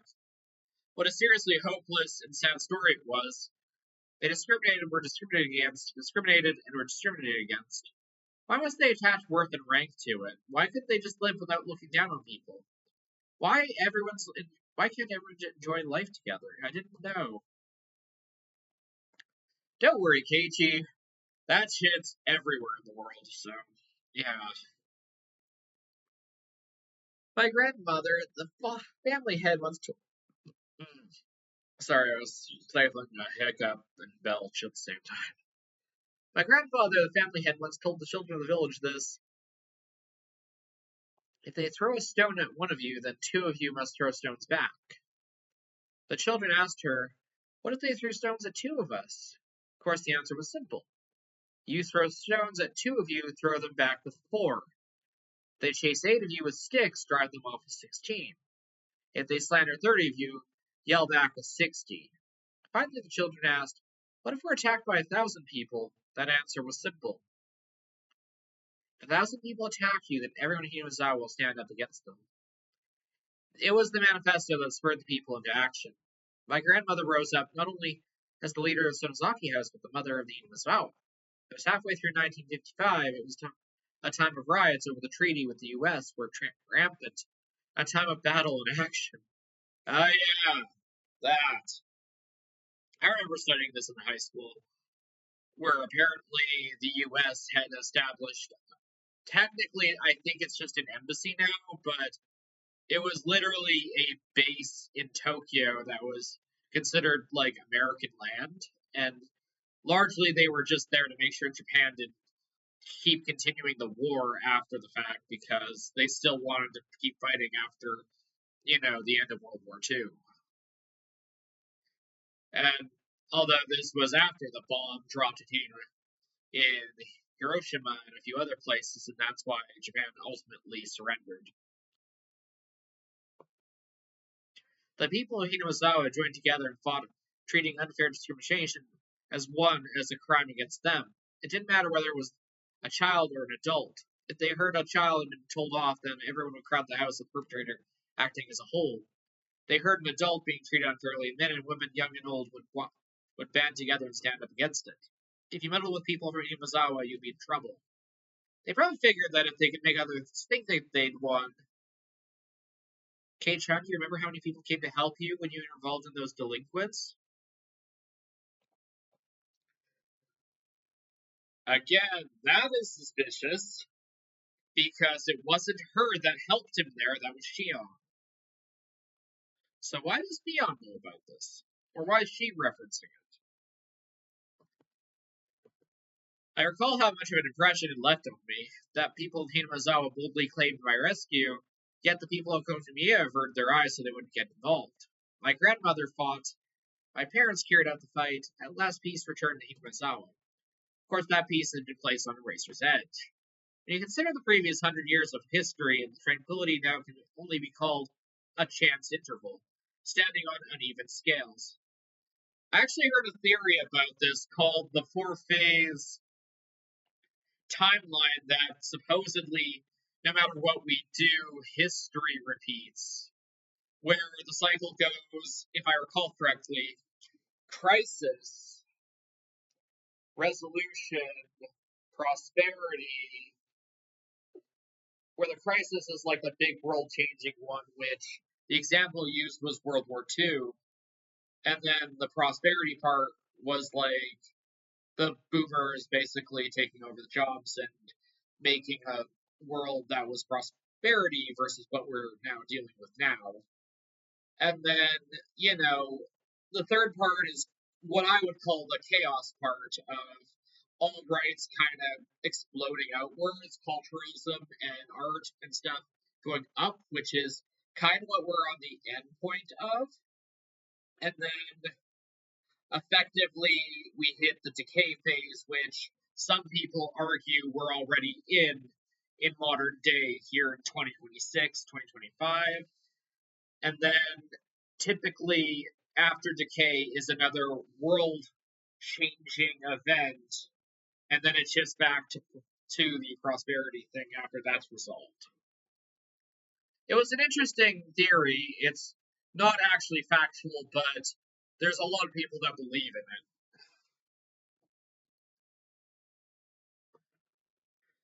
Why could I really have an opinion on such a long and difficult history when I haven't moved here more than a year? Yet I said it anyway. Why can't everyone just live in peace? What happened to those old stories of Orishiro-sama that I heard from Takuma-san? Man and demon joined hands, living together in harmony. Did Orishiro-sama remain in this world to watch over that? It's a fairy tale. I mean, even if those people and demons were real, Orishiro-sama who mediated between them wasn't. Is that? why Shirasama's curse happens? A cool gust of wind blows from the outside, fluttering Mion's long, beautiful, clear hair. Mion kept her refreshing smile without answering and didn't even change her expression. But even that became a silent answer. So that was Hinamizawa might once more be like Onigafuchi village? So that we may again be a sacred existence worthy of worship? That was the earnest wish of our ancestors in Onigafuchi, and the mission of those who inherit the demon in the Sonozaki main family. Those who inherit the demon, for generations, the Sonozaki family has had a custom including character for demon in the leaders' names. If I write out my name on your hand, it will appear as plain as day. I trace the word Mion in the palm of my hand. Oh, she's right. The character for demon is in there. Not only in my name either. The demon is engraved in my body as well. When she said that, she quietly rose and began to lay her hand on her clothing. It's okay, Michan. You don't need to show us, okay? Thank you. With just that exchange, I guess what she meant. Most likely, somewhere on her body, there was a permanent seal, such as a tattoo or marking, that proved that she inherited the demon. She didn't sit down. She didn't sit down back. There! She didn't sit back down. She smoothly opened the paper door on the porch. A refreshing breeze began to cleanse the damp air filling the room. Oh boy. Quietly gazed the wide yard for a quiet while. On her shoulders was something I could never imagine the normal Mion carrying. It was heavy, heavy, truly heavy. History of Hinamizawa no Onigafuchi weighing down on them. What kind of words could I possibly say to Mion like that? Rena wasn't even saying anything to her either. Only the voices of the cicadas drowned out the silence. At last, for a long period of nothing, Mion murmured, "The serial incidents happened over past 5 years. I was directly related to some of them and indirectly to others. Some were not the Sonozaki family, but rather related to others like the Kobayashi family or the Furude family. I think I was the center of all of them." She said it without turning around, with her back to us. At some point her tone of voice had gone back to being the Mion we knew. "I have faith in what I've done, and I don't feel any guilt. If I did, perhaps then I would have to leave the stage for the heir is decided. If I'm caught and tried in court of law, then I suppose that's how it works nowadays. Being able to retire with Hinamizawa at the most peaceful it's been in hundreds of years could be the happiest thing ever happened to any Sonozaki leader of the past." Mion leaned her shoulder against the paper door and then slid it down and flopped to the ground. It was an act of resignation. Just seeing it made me hurt inside. The numerous terrible crimes that Mion had been part of suddenly began to fade from my mind. Hey, Mion, I don't care what happens after this. Can't you just try to struggle as much as you can and try to run away? As soon as I began to think that, Rena's voice ringed in the room. "But Rika-chan and Sadako-chan, you killed them, didn't you, Miya-chan?" The sharp points of her words stabbed into my chest despite not being directly at me. "I'm not saying it's okay you killed other people. Regardless, Mii-chan, you killed Rika-chan and Sadako-chan." Rena's words were more biting than any I had ever heard. Even now, I knew that all the heavy history pressed down on Mion's shoulders. She criticized her for killing her friends. And rightfully so. Just as I bear the duty of Sonozaki family, Rika bore the duty of Furude family. That duty was to protect the ritual storehouse. My chest tightened. I learned around last year that Rika-chan had said something about it. The bars in the storehouse were too heavy for her, and she wanted to change them to simple lock and key. Even the priest before had complained about it being heavy. He was very aware of how hard it was for Rika-chan. I would make sure to guard it, so I wanted to replace the lock with something lighter. I applied on behalf of the Sonozaki leader. Ever since the string of freak deaths incidents, I've seen people who are insolent towards Shirasama, so you shouldn't replace the lock with a simpler one. That said, the leader of the Kamiyoshi family, the old man Kamiyoshi, if that's difficult for you, Rika-chan, then I think it's okay to replace the lock, he said. The very fact that the lock was a key that was an indication of being somewhere you mustn't enter. So now we'd bad enough to break through it. Go inside, he said. Even if we were alike as leaders, I couldn't find it in me to argue with the old man Fumiyoshi, since I owed him so much. In the end, we decided to change out the lock in the storehouse, switched it to a really. Oh my god. It was Shion that owed him, not Mion. Jeez. In the end, we decided to change the lock on the storehouse and switch it to a really cheap lock and padlock. Old man, is that really alright? Nana said. Says that if you possibly should keep the lock the same. It'll be alright. You're quite the worrywart. If something happens to the old man, this old man will take all responsibility. You promise? I mean, with all your responsibilities, leader of the Kamoshida house, right? You should be well aware of how sacred the things really are. It's okay. There aren't any bad cats in the Inuzawa who could open the lock and break in. Meow meow. Oh boy! Ooh, sobs escaped from my mouth. Something hot and wet dripped in his face and fell into his tummy band. I had already heard of the thieves entering the ritual storehouse during the Watanagshi festival. There were 4 of them. We decided to act with the day. Same time, we need to demand that the ones allowed to the thieves to break in, Rika-chan and Fruta family and both man Fumiyoshi take responsibility. My tears dripped and dripped, until now I had decided it was Mion's fault that she killed Rika-chan and the others. That was wrong. The one who killed them wasn't Mion, it was me. Typical victim blaming. I might as well have killed them. Keiichi-kun? Keiichi-kun? I had a chance to stop this tragedy from happening, yet I didn't. Cheap curiosity got the better of me, and I didn't. If at the time I had stopped us from sneaking into the ritual storehouse, Rika-chan and the others might not have to die. If I had, then nothing would have happened. If spending our days having lots of fun like we always did, I was an idiot. If by shedding tears I could take it all back, then I would have to hold up the room with them. However, such a meager act would be enough to redeem myself for the crime I committed. Keiichi-chan, it's not your fault. Mion gently began to speak to me as if I was trying to reason with me. As the leader of the Sonozaki family, I needed to act. But given the history of the Sonozaki family, think about it now, it's no big deal. Maybe I should have stayed my friends, even if it meant casting all that aside. I yielded to it, and that's why I killed those 2. I, Mion Sonozaki, and nobody else killed them. I had hundreds of chances to stop it, but I didn't stop. I gave in to the easy role that was handed to me and abandoned all thought of fighting for my friends. So this is my crime. I killed them. Mion Sonozaki with these hands. Wait, why did she say it like that?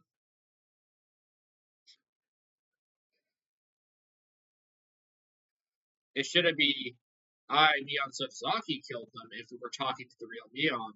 Wouldn't that be correct? With these hands, killed them. Nothing whatsoever changed. Nothing.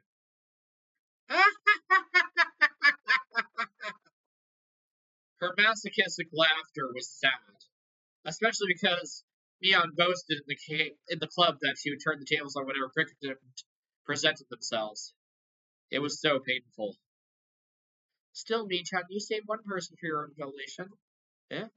As I looked at her in surprise, Brenda stuck her finger right at my forehead. You left Keiichi-kun alive. As strong as you are, Michan, it would have been no trouble for you, but you didn't kill him.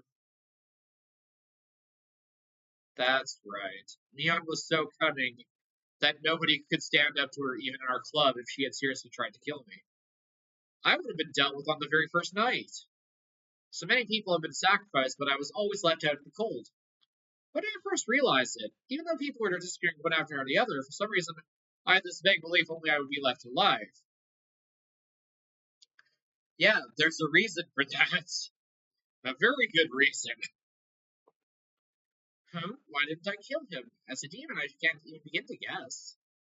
Maybe Mion had some reason she didn't want to kill you. What is that supposed to mean? Mion put her finger to her lips to say that Rena didn't need to talk. Is Zoichi-san waiting outside? Yes. Any way out? No. They said they had the place surrounded. Seemed like they called a lot of cars over the radio. I think they had you have your entire property surrounded. Mion fell silent. Rena's merciless words felt cruel, but they were meant to be. Maybe they were trying to lessen her good friend's pain, if only a little. Maybe they were considerate, like she was trying to help. Please, turn yourself in. Mion didn't open her mouth, but she smiled just a bit. We'll go with you. We'll never leave a friend by herself. Crying children and a Rena are the only things I can't beat. She rose, scratching her head. Her face had returned entirely to that of the usual Mion. I'm well aware of how serious my own crimes are. Even if they accept me turning myself in, I'll probably never be able to come back here. I couldn't say anything. The number of deaths Mion was involved in, it was just too large. So much so that maybe recommending that she would turn herself in was in a way extremely cruel. So I'd like you to hear one last selfish request. What is it? 30 minutes is fine. Just let me have some time alone with Kei-chan. Don't do it, Kei-chan. Don't. I know where that road leads, and it's not good. Huh? My name suddenly came up, and it looked like I was the only one surprised about that. Casey-kun, is that okay with you? If you don't want to, then I won't make you. You're right. It's okay if we don't want to. After all, I am a demon, and Kei-chan is a bona fide human who moved here from somewhere else. For us to be compatible as long as Oshiro-sama doesn't exist to mediate simply isn't possible. There is no reason for me to hesitate. Mion had been engulfed by a heavy, unstoppable tradition. Right now, the duty of handling that had fallen to me and to me alone. In fact, with me cornered, it would be okay for her to blame me. However, Mion didn't say one word of blame. From it, I was guilty of the same crime, and she let me go. Amidst the fate she could not oppose, she saved me alone. I didn't know whether I should be thankful for that. Thinking upon it now, I didn't know how much easier it would be if I were granted the same punishment as Rika-chan and the others. The only thing I knew for sure was that I had an equal duty to bear. The sins that Mion shouldered, so when it came to Mion's last request, there was no reason for me to hesitate. Sure, it's fine. Damn it, KT! Thank you. I'd like to thank you too, Keiichi-kun. Brenda stood up. Looks like she would keep her promise with Mion and leave. And it's fine, Rena. You can wait right here. I'll just wait. I just want to walk around the yard with Kei-chan. If you're bored, you can go to my room. You can read any manga you like. Ah, if there's any volumes you like, you may as well take them. I don't want to. Michan's books belong to Michan. Rena couldn't even bring them back to home for her so freely. You're such a good kid, only at times like this. Mion took Rena's hand and rubbed it violently like I always did. Okay, let's go, Kei-chan. I begged. I began to walk after Mion, who headed for the hallway when Rena silently stopped me. Take care of Michan. Yeah, Michan really does believe she won't ever be able to come back. I don't know much about laws, but if that's as many deaths as she's been involved in, the chances of her escaping a heavy punishment seems a little non-existent. Watch out, so don't make her lose her temper, okay? Mion might not surrender herself to justice, so I might have to put an end to it myself. Rena had already thought that far ahead. Right, I won't let that happen. Rena rubbed her tears, which fallen without me noticing. Okay, then go after her. I nodded and followed Mion, who disappeared out of the front door. I could clearly hear Rena sobbing from the other side of the paper door. Why was Michan made a successor to demons? Maybe it was just happened that way. But it's just so awful. Something hot burned down my cheek. They were my tears. I fiercely wiped them away. This was the last time I could offer to Mion, so I absolutely did not want her let her see my tears during it. Mion was already waiting outside the front door. Sorry about that achievement, Twisted Sisters. I put on my shoes, tapped my toe against the floor a few times, then left, and Mion timidly came over. Why was she turning all red like that at a time like this? Can I hold your arm? It's such a modest request. I don't mind. With my permission. Her face lit up glee like a child being given a toy and took my arm. Do you get kind of nervous with your arm through mine? You're not thinking of, for example, I'd suddenly put you in a world class joint lock or anything. You do too say the same things. I don't think that at all. Back when nothing had gone wrong, during those nostalgic days of bustling commotion at Angel Mart, I counted back, was amazed. It had only been 1 week. I've been arm in arm with Shion then, too. Taking arms with Mion like this really reminded me they were twins. How much strength they put into it. The sensation of their arms, their warmth, their blood flowing. I could feel their living sensations were all exactly the same. Damn it, Keiichi, wake up! I think Shion likes you, Kei-chan.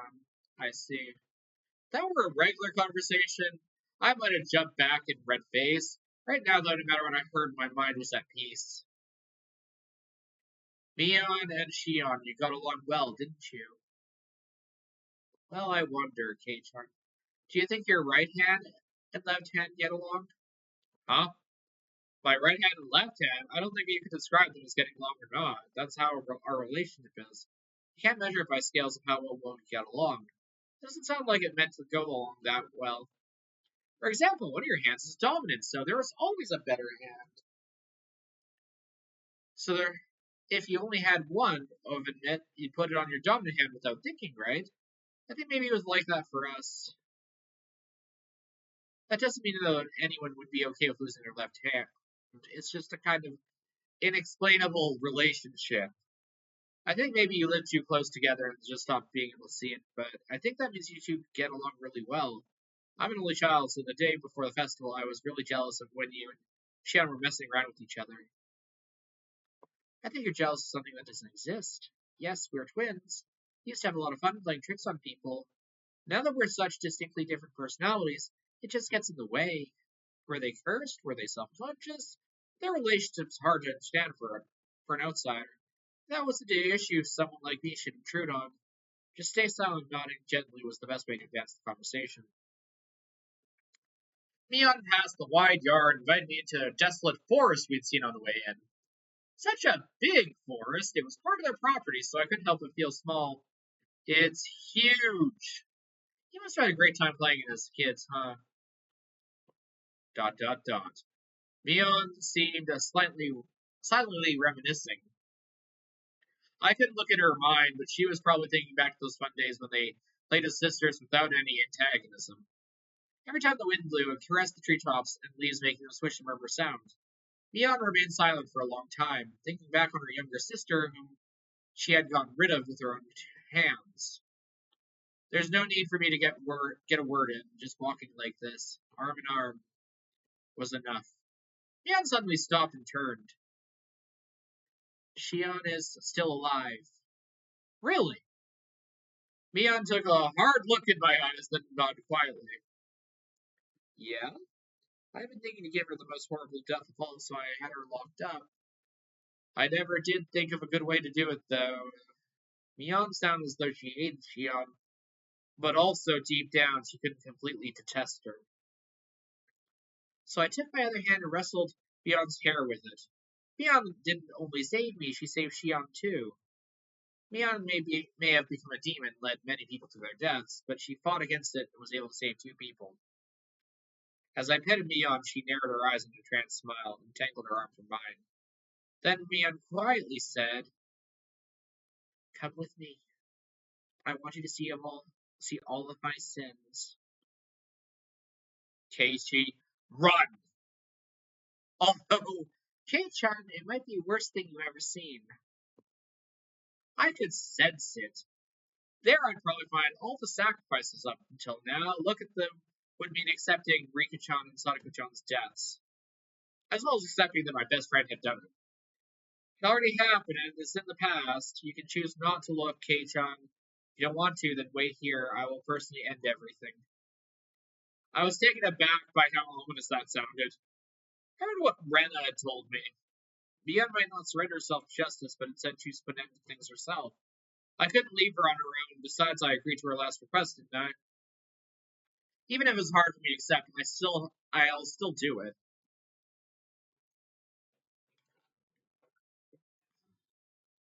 Even if I avoid looking, it was something that already happened. Doesn't matter what I see. Yes, Mion Sonozaki is my best friend I can ever have. That won't change. It never will. The treetops swayed softly, softly swayed in the wind. You and Rena both. Why do you only get really cool at times like this? Or I might say something rude right back to her, evading the question, but today I didn't. I just answered with a smile. At last, Mion began walking into the thick forest into the deepest part. After following a thin path that looked like an animal trail for a while, finally came across a steep incline with a tunnel that reminded me of a coal mine or a bomb shelter. We were surrounded by shallow like hills that had been created in a spot not visible from outside. I don't know, I'd be terrified if I went that deep.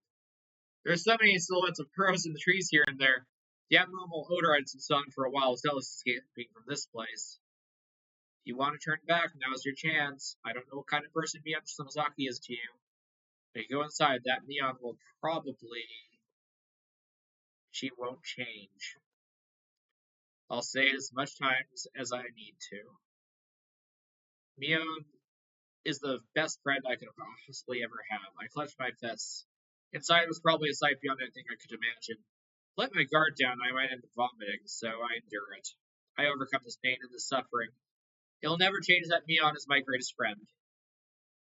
I am nothing more than a demon, so don't understand human feelings anymore. I have a feeling, though, that I know why Mion fell in love with you. Yeah, again, I don't think we're talking to Mion.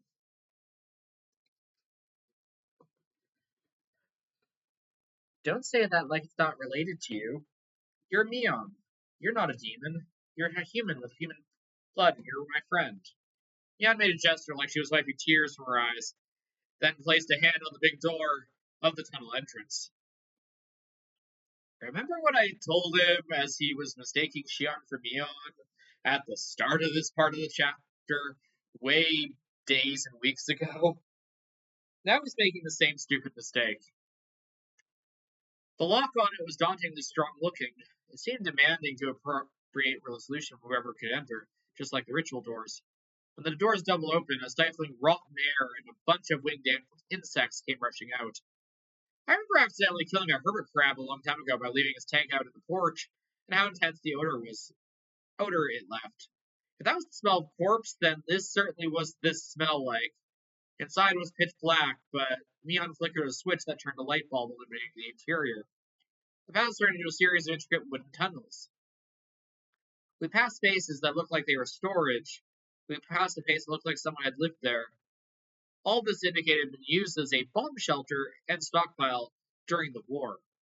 It gave me an impression of a dugout bomb shelter that had been left there, though there was a sense of dignity as this was a second Sonozaki house constructed underground. Despite being pitch darkness below the ground, the voices of the cicadas were entering through an air hole somewhere, giving it a very mysterious feel. Oh dear. You saw what the ritual storehouse did, right? The pile of torture instruments? All of them were created to uphold the strict religious laws of Onigafuchi village. They were tools used to kill those who broke the laws in terrible ways, such as a warning to others. That was a long time ago. Watanagshi, originally a ritual meant as a deterrent, was once overseen by the three families. But thanks to Kamiyoshi and Furude families going into decline, the way times have changed, actually carrying it out becomes difficult. I can imagine why. You'd never think people would be okay with drowning people in a swamp and killing them in modern Japan.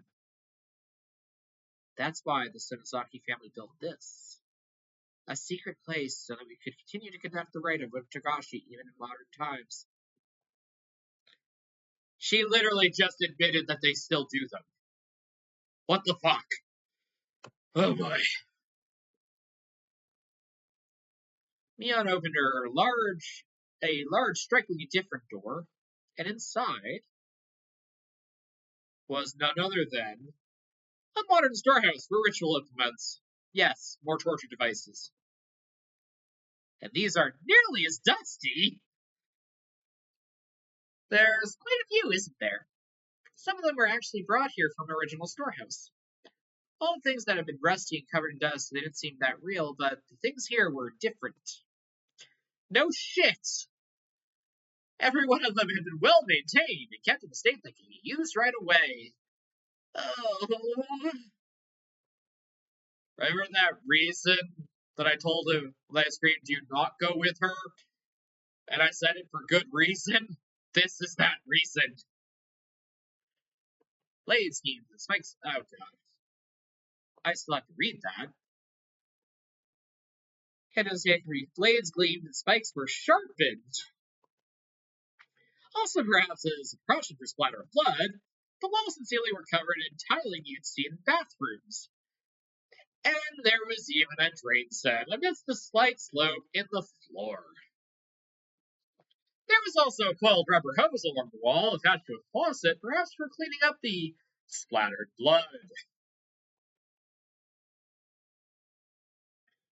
That's not terrifying at all. According to something a leader from long ago wrote, blood splatters had impact despite the fact that it didn't tax the sacrifice. Watanagshi was meant as a deterrent after all. Ancestors thought of all kinds of different things to show off. As she said that, Beyond pointed deeper into the torture room to a spot bathed in darkness. There was surprisingly a room floor with tatami mats and a corner with a pile of cushions. There's seats for the audience. Oh. Watanagashi was meant as a deterrent after all. It wouldn't make sense if there was no guests.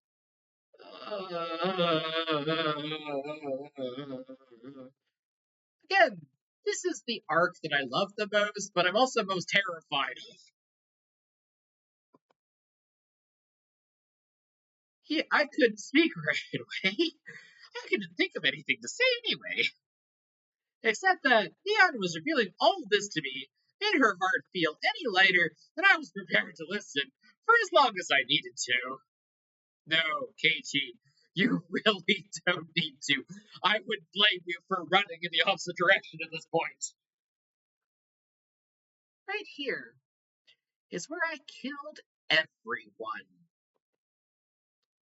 There was no spectators to watch me, but I did the Watanagashi very well. Keiichi-kun, did I do good? Did I do good for killing everyone? That's what I'm picturing right now. Ugh. Like an excitable dog. Well, perhaps there was one spectator. Huh? Spectator? Me. I, the demon, was watching the entire time that Leon held the Watanagashi ceremony. Leon cackled in her self-deprecation. It wasn't a nice sounding laugh. Back there is the prison. Is Shion there? She nodded slightly. Mion's Watanagashi has ended today. I need to tell Shion that I was safe without a moment's delay. After all, she was probably trembling, in fact, at this very moment, worrying about when she would be killed. The ostentatious door on the other side opened, revealing what must have been an incredibly expansive space on the echo it made. Mion groped around in the darkness, a handful of naked light bulbs came on there and there. Oh god, what's gonna pop up?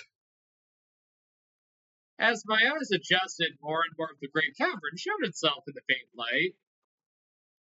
The walls were a bare rock surface, and it felt savage that the bomb shelter was the most apt term for it. There was a small barred room built here. There's like holes that made insects bite their way through the giant piece of fruit. It was immediately clear each one of them was a prison. Where is everyone? Rika-chan and Sadako. Their corpses? I grimaced at her, saying that outright. Yeah, that's right. The poor things left here in the darkness like this. I didn't want them to get infested with bugs, so I threw them down the well. I'm sorry. Oh boy. So I can't even see their faces now. Katie, trust me, you do not want to see that. There are other timelines where we can see that, but not this timeline. Definitely not this timeline.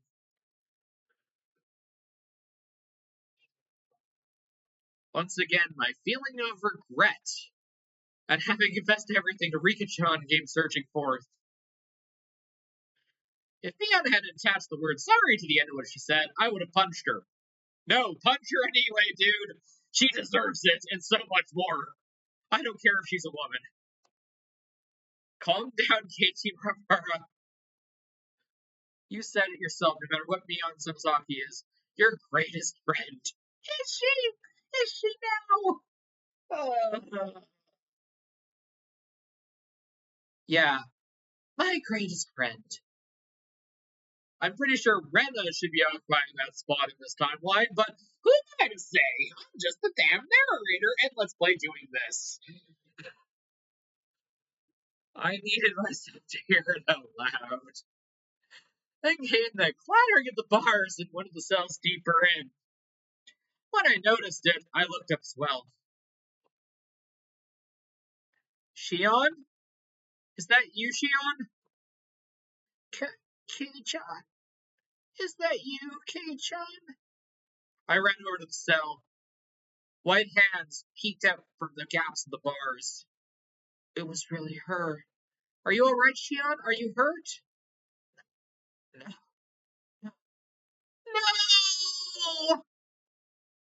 Shion's face twisted out of shape as she screamed. It was because Mion had appeared right behind me, of course. Shion didn't know that everything was over. Calm down, Shion. Everything's already over. Everything. I spoke in a calm voice that could manage to try and soothe the agitated Shion. However, it didn't seem like she was getting through her screams. Shion, how have you been? No more, please. No more. I don't want to see anyone else die. If you hate me, then just kill me already. I'm the one you hate, right? Kill me, kill me, kill me! Sis! Calm down, Shion. It's all over now. It's gonna be alright, so calm down. Shion, who had been screaming and rattling the iron bars back and forth, was truly in a frantic state. I gave a slight shrug of resignation giving way to Mion. I had realized that if Mion was the one who was locked up, I had realized if Mion was the one who locked her in here, if Mion was the one who had scarred Shion that much, then it was Mion who also was the only one who could put the end to this. Mion spoke from over my shoulder quietly. Relax. I won't kill you. No, I won't kill you just yet.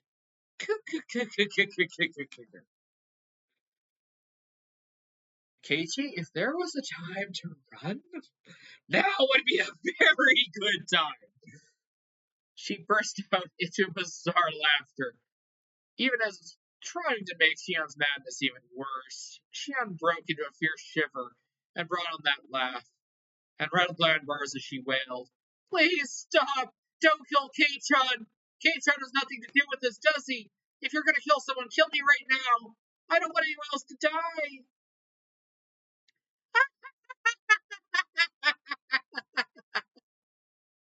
You want to die so badly even after I killed this man? I'll take my time making mincemeat of you. In accordance with the ancient rites, I'll do slowly, starting with your extremities. I'll shave you down and mince you. I had the mincing machine set up specifically for you, after all. Or would it be funnier if I minced up Katie-chan right in front of you? Hey, quit it already! What do you have to do by scaring her at this point? No! Katie-chan, run away! I tried to rebuke Mion for flinging terrible words at her this late in the game, but when I turned around, Mion's mouth, so much so that it was hard to believe, had twisted into a shape even thinner than a crescent moon. It was a smile. I could sense the jolt of electricity. The person here wasn't my best friend Mion. It wasn't Mion Samazaki. who'd been tossed about by her heavy duty of succeeding with the Samazaki family either. Then who was she? Bam. I saw sparks flying before my eyes like a what happened when you get hit in the back of the head. The strength of my body drained instantly. My head suddenly became heavy. My knees buckled under the temptation to hit the floor. Then my whole body abruptly collapsed. My face should have hit the floor, and it was comfortable, as if fallen down onto a down-filled futon. Why is it Shion's theme from the phone call earlier? Huh. My consciousness reeled and receded. It was the kind of sensation if you took a nap in the car and you were still half awake, and you could listen to your parents talking as if they were far away. No, you wouldn't be listening, you'd be the only one hearing it. It was happening so far away the conversation was completely unrelated to you, so you'd have no interest in it. So whether Shion was yelling in my ears, or Mion was in vulgar hysterics, I didn't think it was annoying, nor did it interest me. Now then, I was wondering how I should go about preparing you. Oh yes, what do you think of a bed of nails? I tested on those two little brats, but their hands were too small for their training table. Let's do that. Mion held me down behind and dragged me across the floor. Are you sure that's Mion, buddy? I don't think that is. Sounds more like Shion to me. Oh, wait. Mion held me from behind and dragged me across the floor, the soles of my feet scraping. One of my shoes fell off.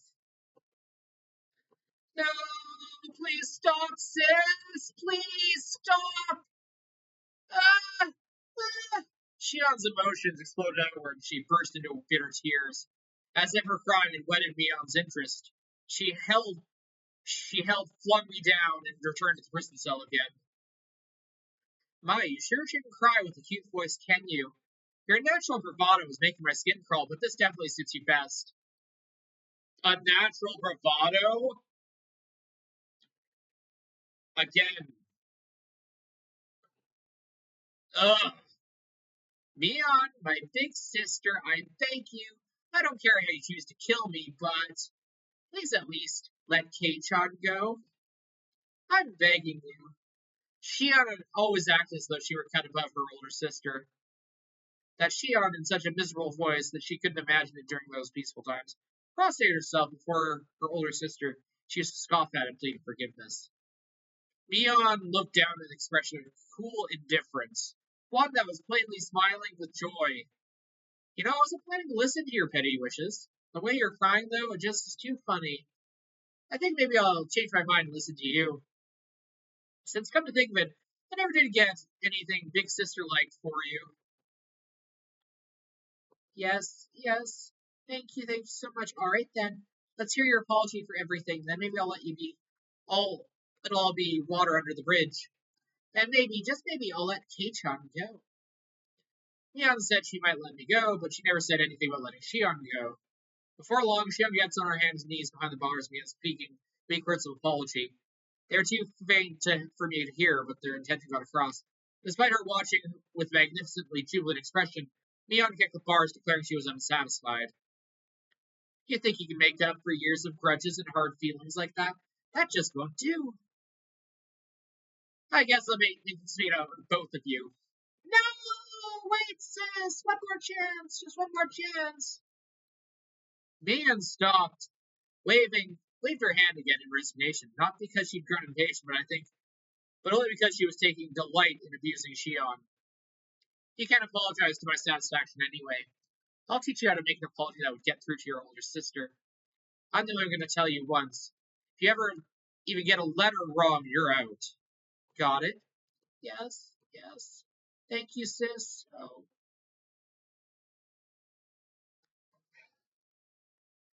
Shion's miserable voices cried out, having become utterly hoarse.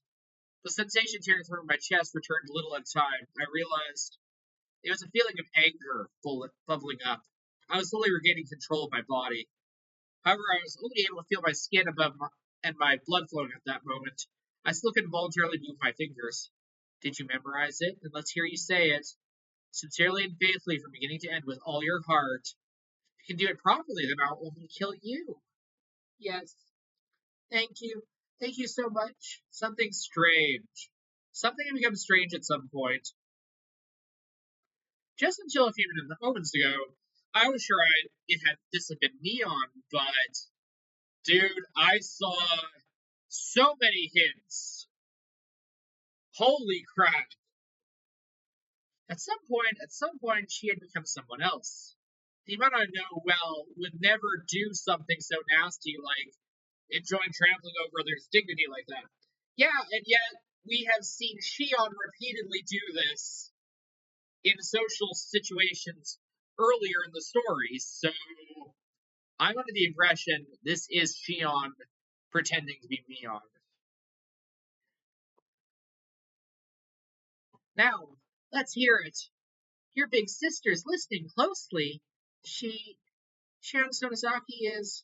When I ran over the Shion cell earlier, it had the real thing then swapped out with the fake right behind me.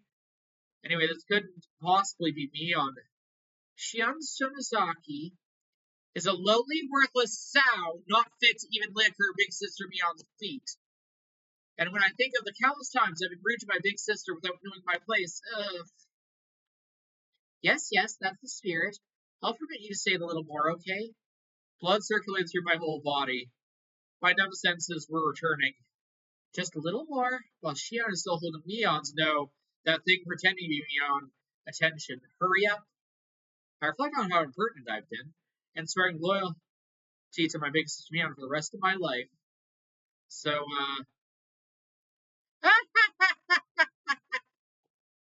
Mion burst into laughter, echoing through the big cavern to a terrifying level. It was not a laugh of someone who was alive in this world. It was none other than the laughter of a demon from the bowels of the earth. She laughed from her stomach until she grew tired of it, smiling, and suddenly, as if snipping a wire. All right, that was funny enough for me. I didn't think you'd throw away that much of your pride. Mm-hmm. That was plenty enjoyable. Beyond began to drag me again after I finally got my body back, and pulled me towards the torture chamber. Sis, only kill me. Please forgive him. Don't worry, all right? I'll be sure to kill you real good after letting you get an earful of Kate Sean's screams, that is. No! After dragging me to the torture chamber, she skillfully strapped me to the restraining table. Before I knew it, I was sprawled out and bound. She forced open my hands, which I couldn't even make satisfying fists and tightly strain each finger. She fashioned only my hands and fingers at that, tightly with the hinges locking them into place. Sis, don't kill him, sis! The doors to the big cave with the jails had been left open, so I could hear Shion's cries of mortification the entire time. I'm very certain that isn't Shion in that cell.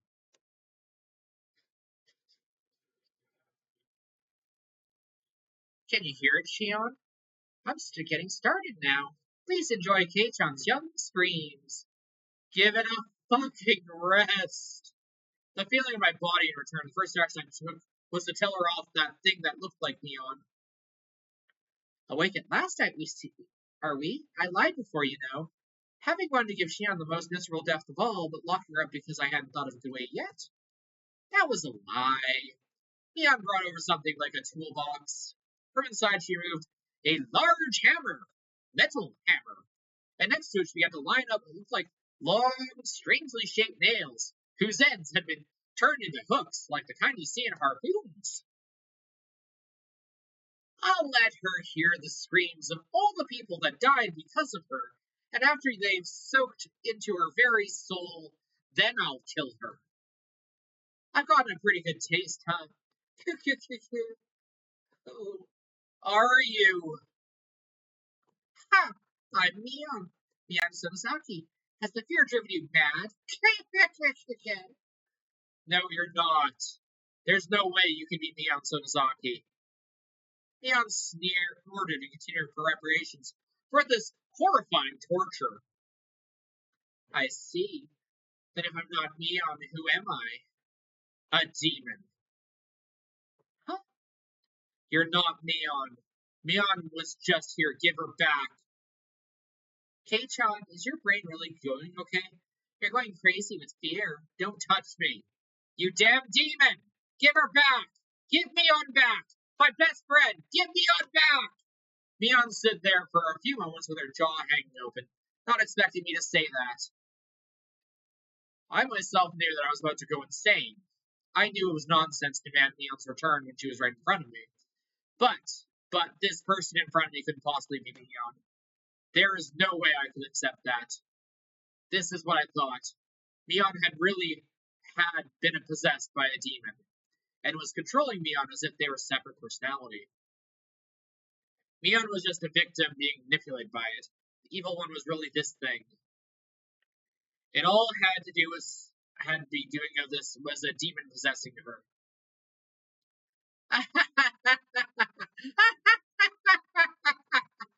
When Mion heard that, she started to fall laughing so hysterically. She started to cough and almost choke. You really are a piece of work, you know that.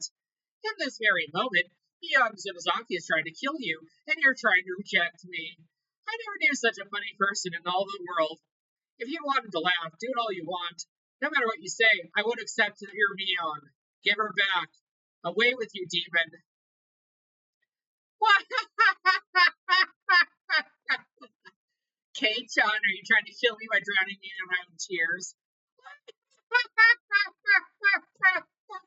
No matter what, I wouldn't lose to that laughter of hers. I shouted loudly. I shouted from the bottom of my heart so that the real Mion trapped inside, the Mion I saw in front of me, would be able to hear.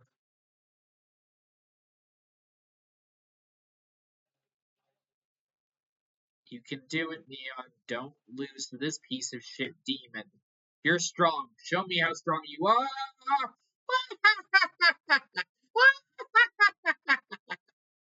The tears welled up and flooded down my face. Her hands were busy with restraint, so she couldn't even wipe them, so she just let them flow. Please, Mion. Mion, where did you lose a demon like this? You're not that weak, are you? Don't lose. Fight. Fight. Mion desperately, enduring her laughter, pressed one long nail to the tip of my left pinky. In her left hand was the hammer. At her side were a dozen more nails. I could tell what she was about to do, though I wish I couldn't. Even so, I couldn't afford to be scared. That was why I shouted, my sides hurt like they're about to split. Is that all? I'm gonna get started now. Be sure to give her some good screams. Not only am I torturing you, Kei-chan, I'm torturing Shion as well. Why? Why? Why would you, Mion? And I wept. Only sobs came out. They were an acceptance of the torture about to be performed, however. They were tears of regret that Mion had lost to the demon. A small change did occur in Mion in front of me. Her heightened excitement was draining, little by little. By the time I realized it, the one in front of me had returned to being Mion. Kei-chan, this may not be something pleasant to take to the grave with you. You really seem to want to know, though, so I'll tell you just one thing. I didn't know if this was Mion or just displaying momentary humanity the demon had recovered. A long time ago, before the demon came to live inside me, it was gnawing at my heart, trying to spur me to violence, but I suppressed it with my reason. That settled the demon, and I got to think it had gone away somewhere. It turned out I was wrong. It hadn't left me, it had just gone to sleep. I noticed there were tears forming in her eyes. The demon woke up again due to a certain opportunity. What do you think that opportunity was? There was a sad yet reproachful light in Mion's eyes. Do you understand? I don't. I don't know what gave the demon the chance to beat Mion. This might be strange for me, a demon, to say, but you're the reason everything got messed up. The tears welled up in her eyes, spilling downward all of a sudden. At the time, you'd give me that doll you got without hesitation. Maybe everything would have gone so twisted. The doll I got, that doll I got when we had our club meeting at the toy store that Sunday. You probably couldn't understand, I wouldn't have expected you to, but you see, all sorts of things started falling over, like dominoes after that, and soon it was too much for me to control. It only makes sense that you wouldn't be aware of knocking over the first one since it was so small, but you're the one who set it all up. It can't. That can't. Me? If you hadn't made Neon cry, then I wouldn't have had to wake up. Is that enough for you to die in peace? A mistake I'd made on that day was what messed up everything. That that can't be, can it? It makes sense you wouldn't be aware of it. Even so, Kei-chan, you're without a doubt the cause. If you had nonchalantly given me that doll that day, then I don't think this would have happened. I want to say, like I just remembered something, as I recall today. Ren had told me about that, and I thought I had apologized. I didn't apologize to Mion, though. It had been to Shion. In other words, oh god, I haven't said a single word of apology to Mion. Today I came to this house saying I had something to apologize for, but never had a word of apology to this. Come to think of it, when I apologized for going to the worst rental storehouse, Mion looked a little lonely, like she'd been disappointed. Why didn't I realize that until now? Ren had told me that at that time, and now she herself, no, the demon was telling me. Is the only way for a dense idiot like me to be cured to die altogether? Oh, oh. I couldn't hold back the tears anymore from pouring out of me. I simply cried and cried and reflected indifferently on the taste of my tears and the taste of regret. Can I start now then? This method of torture is very simple. I'll nail these into the joint on the end of your left pinky finger, then I'll nail each one in order until I get to your thumb, then go back to your pinky and nail one into the joint into the middle. And so on until I hammered 15 nails into your left hand. When that's over with, I'll do your right hand next. After that, you'll still be conscious, I'll tell you. There are a lot of nerves bundled up in your fingertips, so it's going to hurt far more than you can imagine. Some people apparently pass out before you finish hammering 30 nails into their hands, so she pressed the tip of the nail in the left pinky. My wrists, my arms, all my joints and fingers were strapped so tightly it hurt. I couldn't even twitch. I didn't hesitate at all when I tortured the others. Why do I hesitate now? If this will satisfy your demon, Neon, I'll save the demon, then do it what you will. Are you serious? Compared to how much I hurt Neon, this is nothing, right? Do as much as you want. In exchange, promise me two things. Mian was silent. She did, however, wait for me to speak. After you're satisfied with causing me pain, forgive Shion. She's been punished enough to make up for her crime sneaking in the storehouse, hasn't she? You, after all this, you still worry about Shion more than yourself. Another thing is when you had your fill of you disappear, give that body back. Back to Neon. That's all. You know, are not even considering the possibility of begging for your life, are you? Can I ask you to promise those three things instead of two? The third is to leave me alive. You said two in the beginning, didn't you? She can't have any more. That's a shame. It's such an abnormal situation, yet I laugh quietly as if sharing in a stupid joke. I probably won't keep up these promises, understand. I'm a demon after all. I guess there's nothing I can do then. I recall tightening my hands into fists when enduring the pain at the dentist's office. Right now they are open all the way to my fingertips so I couldn't grip them. Instead I'd hack my toes. Okay, do it. I prepared myself already, so do it. Even waiting like this to hammer the nails in is scarier. It's going to diminish my readiness after all. Mian put down the hammer and gently stroked my cheek. K-Chart? I'll agree to the third thing, okay? Huh? My third wish? To save me? She'll agree to that. Your first wish to save Shion. That's long done for. The demon will kill her. It's already been decided. I can't stop it. So give him on that. Her delicate finger slides from my cheek to my chin. As for your second wish, to give this body back to Neon, that won't happen either. After all, after today, Neon will never come back. From today on, even if my body is still here, it'll just be a body because the Oni has taken it over. That isn't true. Neon is Neon. Don't say such bad things. She won't ever come back. Can you hear it? That sound? Neon gently closed my eyes and listened. I could definitely hear it as well. Slam, slam. It was that old noise that repeated at fixed intervals. A low sound accompanied by vibrations. A lot of people were ramming the iron doors of the underground ritual storehouse. You're late. Rena probably called Oishi's. That spaced out girl probably quick thinking was the only thing I didn't anticipate. I'll agree with you there. Mion grinned like she'd been outwitted, then took out something like a electric razor out of her pocket. When she pressed the switch, the pale blue sparks lit out a snapping noise. You've probably never seen one before, right? It's real stun gun. It's illegal, and its output has been increased quite a bit. Was that what you hit me with before? That's not a toy children should be playing with, you know. Kick, kick, kick, you're right. She seemed to want to use the stun gun on me. Unable to move, I pressed the cool lump of metal to my neck. Slam! I heard a roar as they'd broken down the first door. The halls were a bit complex, but aside from the door to the area torture chamber, there was nothing in their way. I won't kill you, but I will have you go to sleep for a bit, Cage-kun. Oshi will be here soon. They will only hurt a bit. Feeling the same shock as before, gritting my teeth, I wasn't going to be much help, but I clenched them anyway. Or just as she did when she was about to hammer the nails in, she hesitated a little. I cracked open tightly my closed eyelids. I'm sorry for disgracing Mion. I made a promise before coming in here. Whatever happens, Mion inside my heart won't change. Look, forget about that, okay? If you ever see me again after today, don't come near me. By then, it will be the demon, the inherited my corpse. What are you talking about? As I tried to say that, a much stronger light before shining like television being switched off, my conscience went to black.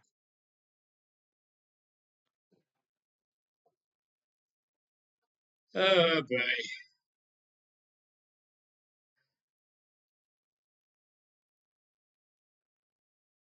Twisted sister, learn the truth. Why is there a blonde girl just in that picture? Oh shit. I need to hit the log. String of experiences occurred in Hinamazawa village, Tishman Prefecture, suspect Mian Shimazaki, age 17. She is suspected to have kidnapped 5 Hinamazawa residents within June 19th, June 21st. Ori Sunzaki, Shion Sunzaki, Shiri Kimiyashi, Rika Furude. Damn it, stop jumping! Ah! Rika Furude, Sadako, Hojo imprisoned and killed them. Preliminary investigation on the incident were delayed at the time due to insufficient evidence.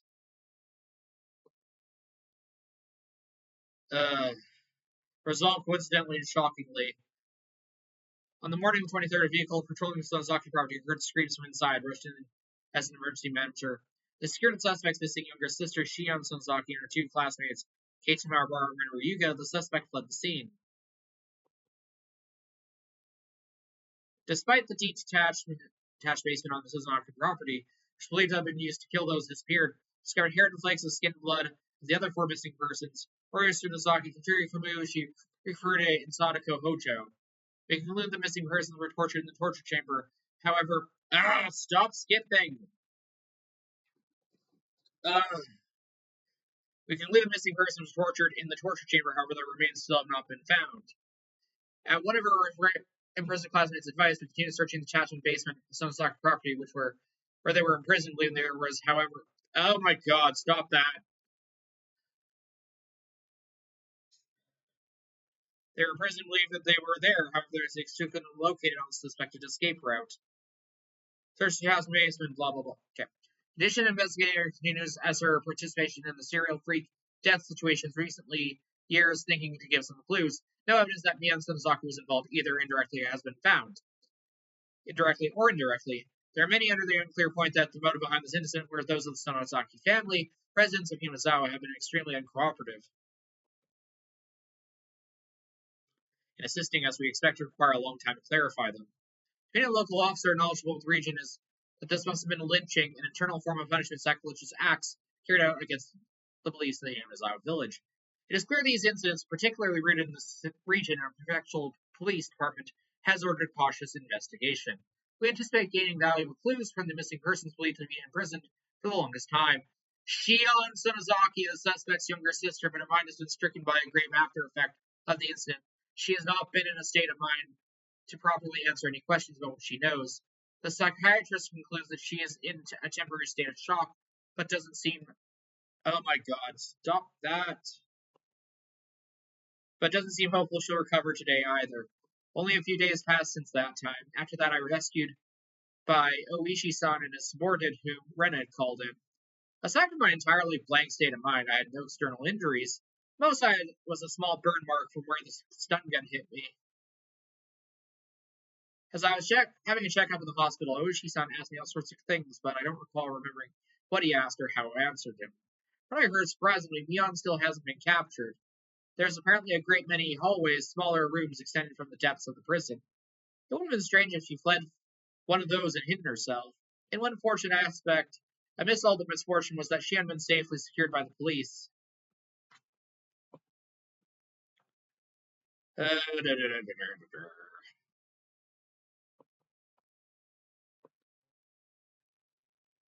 Okay, we're almost done on this one. When I last saw Mion, she seemed like she was going to take me with her and then kill me. She didn't have enough time though, since Oishi-san came running faster than she predicted. That was the only real fortunate thing to have happened. Of course, the rescued Chion, despite having no external wounds, had a big wound deep in her heart. She was in a severe state of confusion when they rescued her. Apparently, she bit the police officer trying to resist. When he heard, she was seeing Mion everywhere and everyone she saw, hated or not, only in the hospital, but even in her own home, and shut herself somewhere she should want to hide her location. Additionally, in fear that Mion would come for her, she was moving from place to place every day, even her parents weren't sure where she actually was. Wherever she was living, even now, Shion was spending her days in fear of Mion's shadow. The police were investigating the Sonosaki underground storehouse at this moment, since they couldn't find the remains of the other sacrifices. Hadn't Mion thrown the corpses into a well? I had a feeling I said that to him. That meant a hidden tunnel, vertical like a well, was probably somewhere in the underground passages. The secret underground without any maps and architectural drawings, which swallowed up any remains of Rika and Sadako and everyone else, was still unwilling to speak the truth. I was brought back to that basement again, too, for an on-site inspection or something, but I don't remember it being of any help. I never wanted to go back there again. For days afterwards, Sozaki living in Okayama, in other words, Miyano-chan's parents, the big-name Yakuza, who would come to our house to apologize, bringing many of their followers with them. For much my parents refused it, they piled up hundreds of yen-dollar bills calling consolation money every day. The amount of money that grew each day after it had passed 2 million yen. They were even given an envelope containing a letter. I don't know what was written in that letter. My parents talked about it by themselves for 2 whole nights, and decided to move away.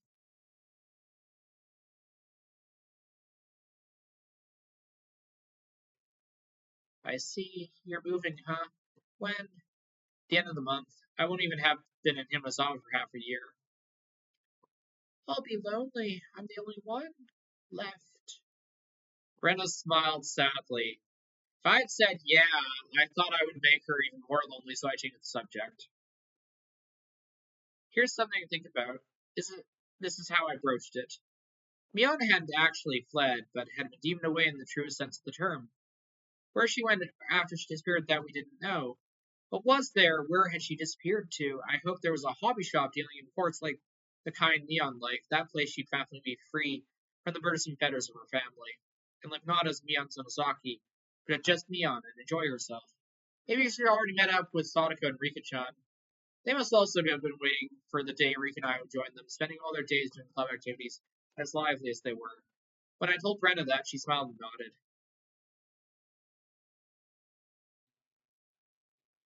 The incidents of the Sonozaki family have been trying hard to hide too were exposed to the magazines from the single timely steam. The serial incidents of recent years were all pulled up like a long vine on the ground one by one for so many days. News of it brought up on talk and variety shows, the shows which were comedic and silly never once tried to touch upon the grim, heavy history that Neon had been bearing. It made me mad to see them bring the stuff up in jest, but there was nothing I could do about it.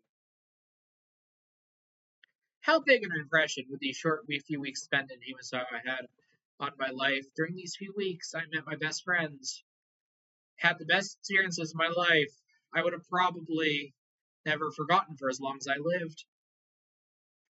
As for the distorted image of Neon that the media created, after the masses got tired of treating her like a plaything, they would ball her up and throw her in the trash, and she had faded from their memories. As somebody as one of the few who knew the real Neon, I must always make sure I remember her. Beyond any doubt, it would surely become my offering to her. The sky reached up so far and towered cumulus clouds floated through it. The real summer was just before our eyes.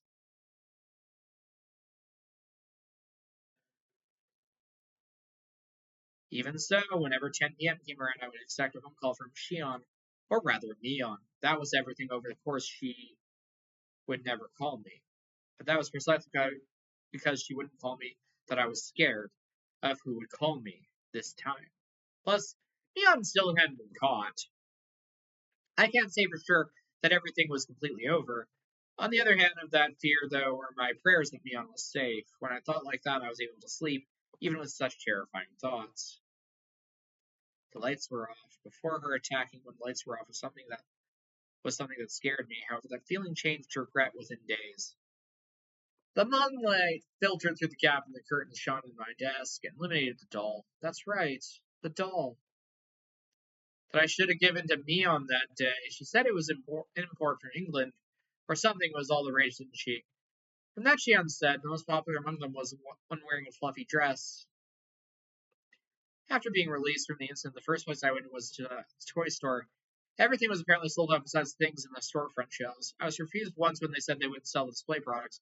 When they realized I was a Survivor A from that incident, they immediately consented. Of course, even if I bought it, I might never have the chance to give it to her. Even knowing that, I waited for an opportunity to give it to her. I would like this for an opportunity with that on the desk so I could give it to her at any time.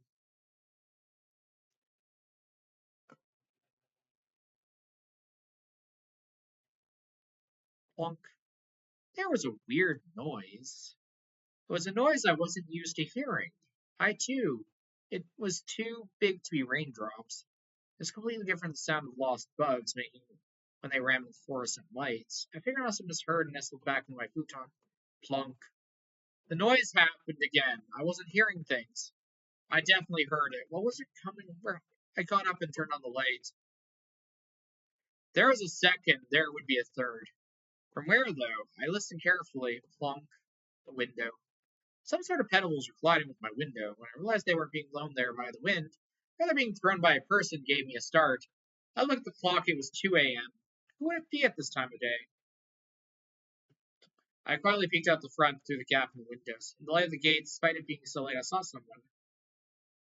They picked up a piece of gravel and threw it out this window. It hit the window and made a plunk sound.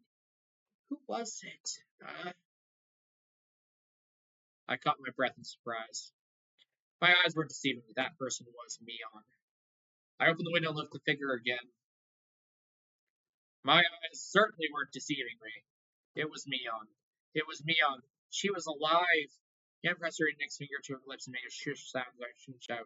She hadn't. I nearly was about to cry out. Mion was in a very delicate position right now. Even if it was the middle of the night, I shouldn't call her out her name. I waved to her, gesturing I had to be right over, flung my coat on, topped my pajamas, and flew out the door. I quickly hit the brakes before going down the stairs. While the happiness was sprouting within me, I had a sad feeling that this would be our final parting. So I went to my room and grabbed the doll. There was a God I don't think I would have ever thanked him as much as today. Even it would be the last time I ever see each other, I was so grateful for this chance to give it to her. I slipped on my sandals, unlocked the door, unhooked the chain, and leapt out of the house. Ha! Ha! Beyond! Ha ha ha ha! It's been a while. How are you? Been doing all right? It was like we were used to meeting every morning. Mion waved to me and responded like she always did. It was doubtlessly Mion. It was the real Mion. Are you all right hanging around this place? I really shouldn't be.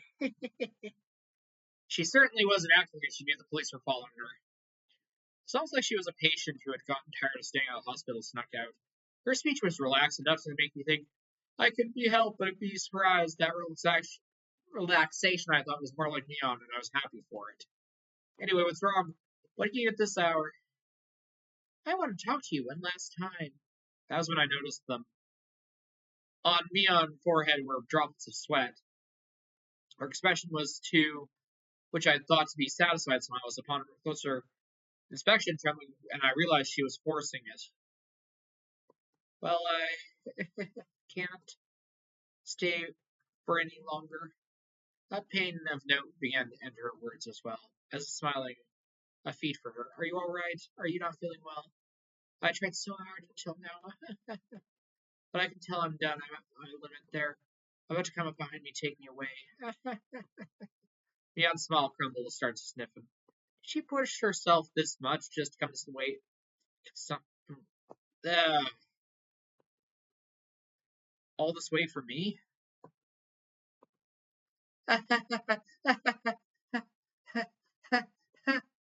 Her laughter cut off and changed into a rough breathing. I reached to rub her back and she knocked me away. Are you okay? Don't force yourself. Oh, that's right. I had something to give you on this doll. I had wanted to do this one last because I knew how little time you had left. But this last thing, uh,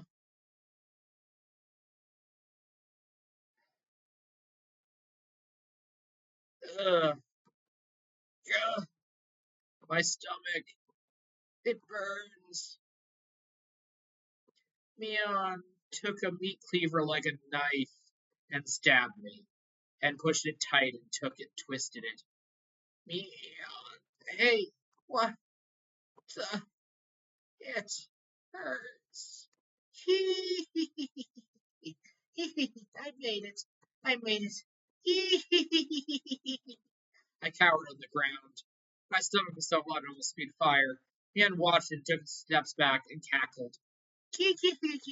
I've done it. I've done it. That's all, everyone. I wanted to kill.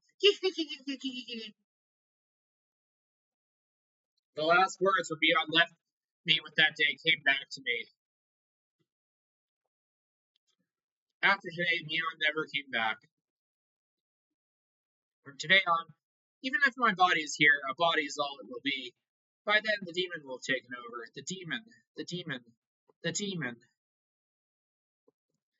Me, I just can't.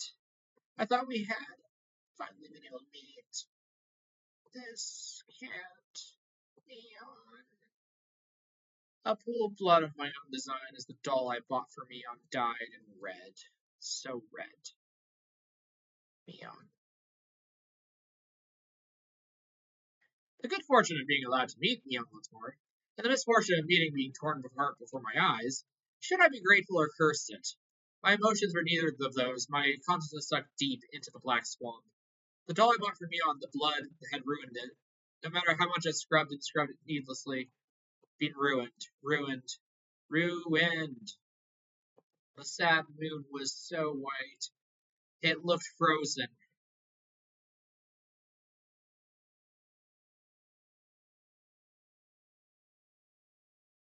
June 28, 1983. A violent incident occurred in Himazawa, Shishibone City Prefecture. The victim was Keiichi Maobara, also a victim of the previous string of disappearances. Around 2 a.m., he was stabbed in the stomach with a blade object by a suspect. Last case, Mion Samazaki was gravely wounded. He was discovered when his parents woke up, was transported to the clinic. He escaped death. The criminal fled the scene. On the same day, approximately the same time, a fatal accident occurred in Kamishika Prefecture. Kamishiki apartment, Shishibone. The victim was Shion Suzaki, also a victim of the string of events. Late in the same night, neighbors overheard her having a big fight with someone, informing the manager. Manager used the master key to enter the room and discover the victim had fallen from an 8th floor balcony to death. The room had been torn apart appeared to show traces of a fight. One neighbor frequently visited Shinozaki house for a long time, testified he heard what sounded like two sisters having a fight, trading insults and blows back and forth. We believe this is related to the injury case occurred the same day in Himazawa, perpetrated by the said suspect. Throughout the search, did not find but could not find any traces would imply that anyone with the victim was present. The victim fell straight down the foliage of the parking strip. Her neck broke and she died instantly. Her clothing was disabled and had markings that would imply a scuffle. We also believe it could have been an insanity-induced suicide attempt based on the particular mental state of the victim after the incident. We conducted a thorough examination on both fronts in suicide and homicide.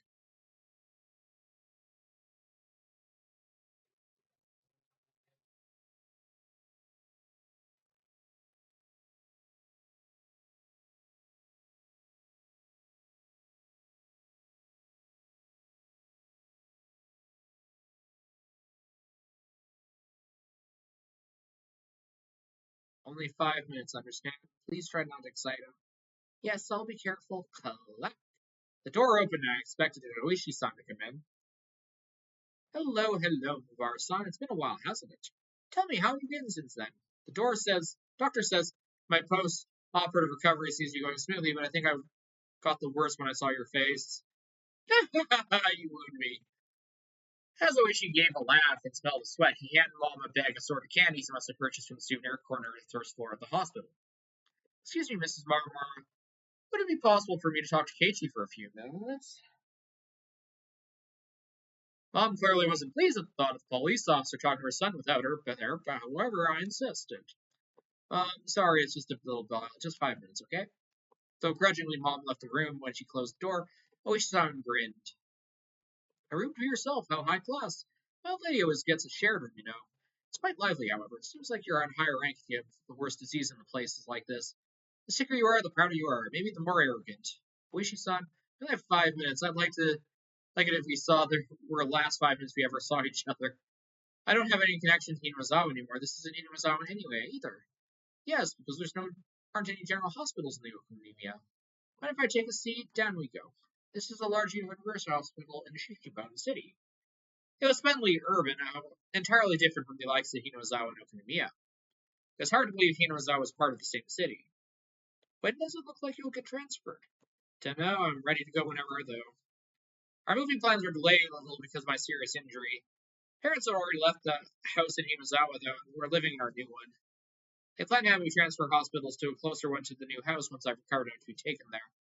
Please don't come to where I'm transferring. I really will get the worst then. Man, do you really hate me? It may just be my job, but that stings. That's why I brought you all kinds of lovely souvenirs for atonement. You don't need to bring me assortment of cookies for that. Well, you see, there's just actually cookies in there. Look. Pulls open the can of cookies and what? Oh, I'm stretching my scarf. Didn't know what you were into, Mabara, so I bought all sorts of things. See, all sorts of cute little ones from westerns to comic strips. Lately they've had sorts of H manga aimed at girls, too. Don't bring porn in here. Take them away and go home. Ow, ow, ow.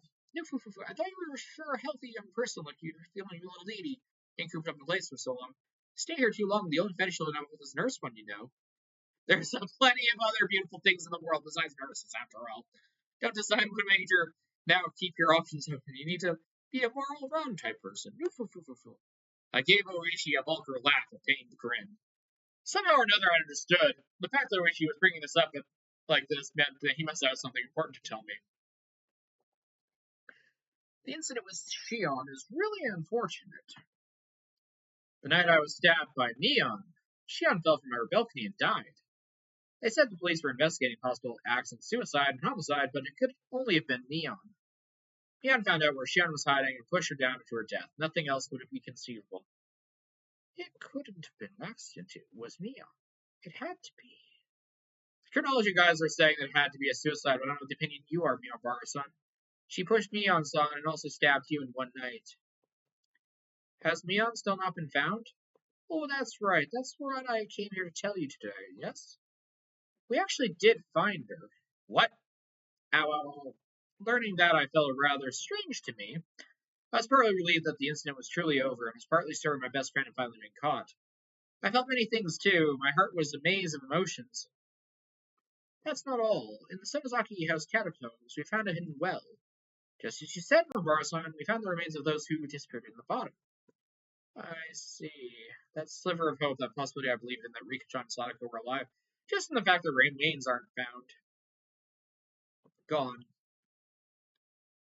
It was incredibly well hidden, those catacombs. I mean, it was a blind spot of another blind spot. It was a vertical tunnel dug like a well. There was this ladder set up down there, and when we went all the way down, there was another tunnel built through it. Followed a few meters and found ourselves in the mouth of the old unused well in the mountain. I wonder if it was a secret escape route previous Sonozaki family leader built. Probably was. Maybe Meiji era. Still, I'm impressed they built something like that. Severan's remains, were they at the bottom? Yes. Even deeper in the escape path, there was a pool of coal tar. They were casually thrown into there. They must have fallen fairly high spots, so their remains were totally buried. Took a lot of time and effort to pull their bodies up. Did you find them all? I hope they at least wouldn't find Rika-chan or Sadako. That's what I wished for when I asked, but my shallow hope was crushed in a blink of an eye. Yes, all of them. In fact, we found the human bones we think are over a decade old. We think there are at least 3 people. I suppose it's the dark side of Hinamizawa's history. I wonder how many people's bones we'll find when we suck out all the mud. It's a scary thought. Wade had been pushed down on Mion's shoulders the whole time. Mion. We've certainly identified the body of people who disappeared in Chichimon City decades ago. You'll talk about how this opportunity might let us resolve disappearing persons cases that have been abandoned. After a deep silence, he breathed a heavy sigh. I wish he went to his cigarettes to pass the time, but realized it's non-smoking area, so he gave up, put them back in his pocket. Oh, right. This is a bit of a detour, but you know Riko Furude, right? Of course. She's my friend. Did she ever tell you anything along the lines of her regularly taking insulin injections for diabetes?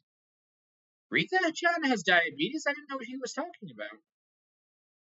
Actually, we found in her smoke pocket a syringe. It was destroyed, though. We couldn't identify the medicine. It was a bit out of place, so I got interested. So you really don't know anything? I didn't think anything about Rika-chan carrying syringes around with her. The Sonozaki family cooperated, or the Yukusa people. Anyway, there's rumors they deal in psychostimulants. I was thinking that might have been something to do with it, too. Are you trying to tell me that Rika-chan is a drug addict? No, not at all. This isn't what I'm saying. It just seems strange however you look at it. She'd bring a syringe with her on her way to get soy sauce. I had no idea what any of this means. My eyes are spinning. I felt sick. Yeah, it's not insulin. I can say that much. Are you all right? Should I call a nurse? I'm fine. Please continue. Well, that's all I have to say about the syringe. It was the only thing personally struck me as interesting. Rika-chan. Rika-chan's sort of like the village mascot after all. Looks like the village is in uproar right now. Between the older blind believers and Sonozaki family who killed her, the 3 families' effective control over the village is basically in shambles too. Some came up to them with talking a dam with that sort of time, the entire village would be abandoned for sure. I actually was. I just said it because the thought of it, Hinamizawa's being abandoned, was unpleasant. I want to end the conversation quickly, so there was a knock at the door. It opened slightly. My mom asked if we were still talking. Whoops. We went off topic, didn't we? What a pickle. I looked at the clock. 5 minutes were long past. I told my mother there was something I really wanted to ask, if she could wait a little longer. Is that so? Keep it short, okay? There wasn't anything around in fact that she was thinking about a police officer that could talk to her son about. Maybe we should use another day for this. Amoishi Mion. How is she right now? I want to hear that answer and get rid of him. Before I tell you that, I need one thing from you. I need you to answer something in all honesty. What is it? I want you to take your answer seriously, got it? If you say something indiscreet, it can mean it is an obstruction of the investigation, and you can be prosecuted. Your son kept threatening me until the end. What the hell does he want? Abara-san, who do you think the criminal who pushed Shion in the balcony? There's no way it could be anyone but Mion, is there? Then who was the one who stabbed you?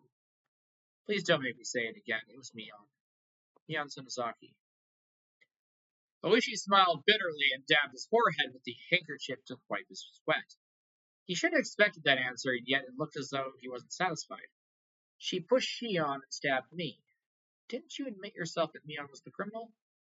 The evidence we have that Mion killed Shion is based on testimony from a man living next door.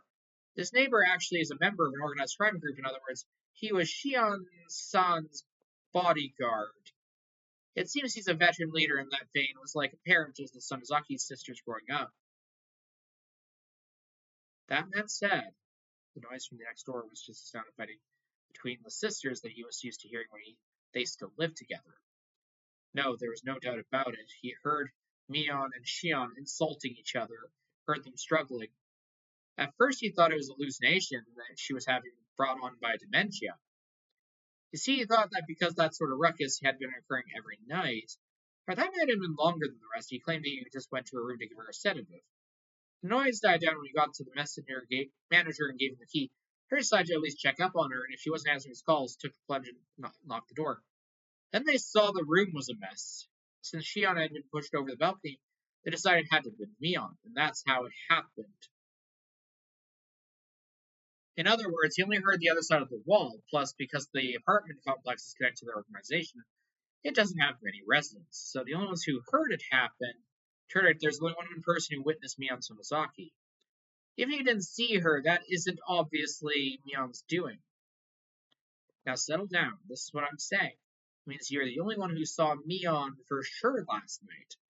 After all, Shion-san and the other witnesses is no longer alive.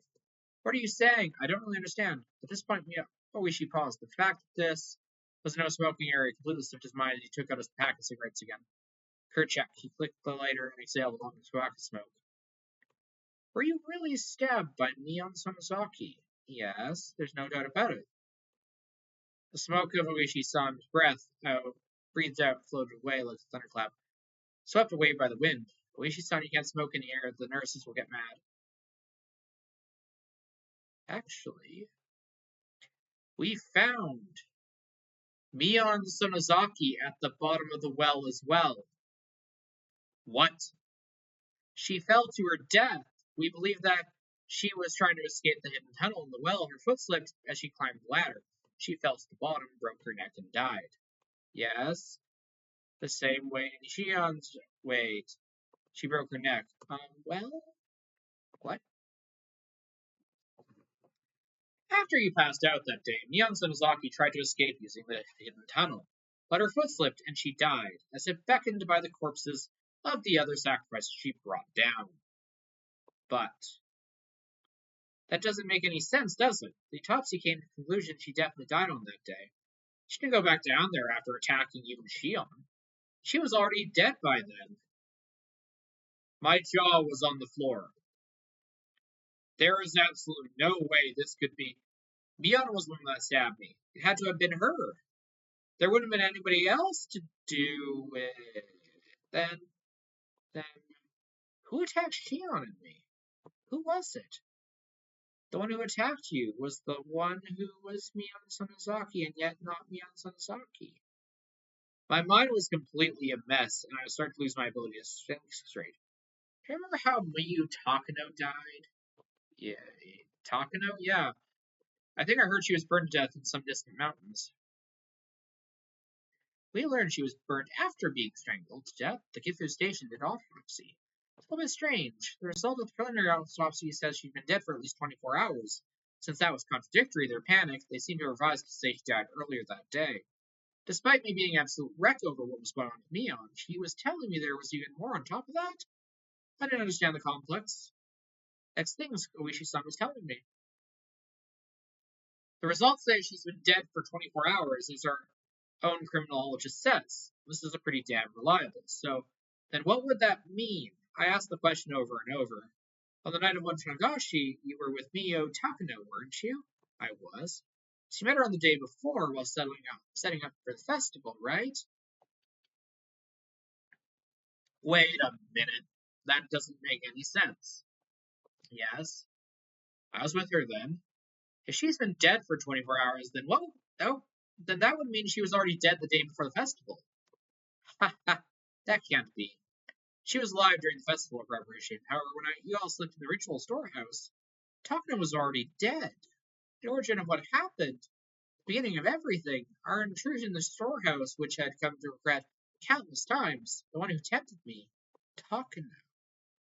When she invited us in the storehouse, she was already no longer. She faked her death. That's the only explanation I can think of. There's so many dead people walking around this incident. An incident caused by a dead person and ended with a dead person. Also, apparently, they are under pressure to revise the time of Mion Sonozaki's death to not the day of the incident, but right after she stabbed you. Probably pressure from the outside to get this incident wrapped up. I'd appreciate if you didn't say a word to this to anyone. Oishi-san grabbed his jacket that was hanging on the chair, put a cigarette with the bottom of his foot, and pretended to wave it away. The smoke around it. I stayed too long. I've come here to think at least end this incident as applies to you, but it looks like it got more baffled instead. Absent-mindedly, he walked over to the door, looked at me, unable to speak out of the corner of his eye. If it so happens that something comes up you will want to talk about in the future, call me anytime. My business card is in those souvenirs before you. When that time comes, I'll pay you some wonderful souvenirs. Oishi seemed to think I was still hiding something, that I, after all, would be hiding something. I'm the only thing that's been hidden from, and I'm the only one who knows. Then let's meet again one day. Take care of yourself. Slam. I listened to the tap tap of Oishi walking down the hallway. I still couldn't get returned from my state of bewilderment. I wanted the end of the incident as it applied to me, but it was over. Nothing was over. The incident was still continuing.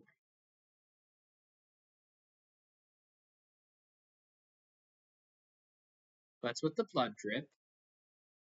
Then slip, an arm covered in blood, came out from underneath the bed.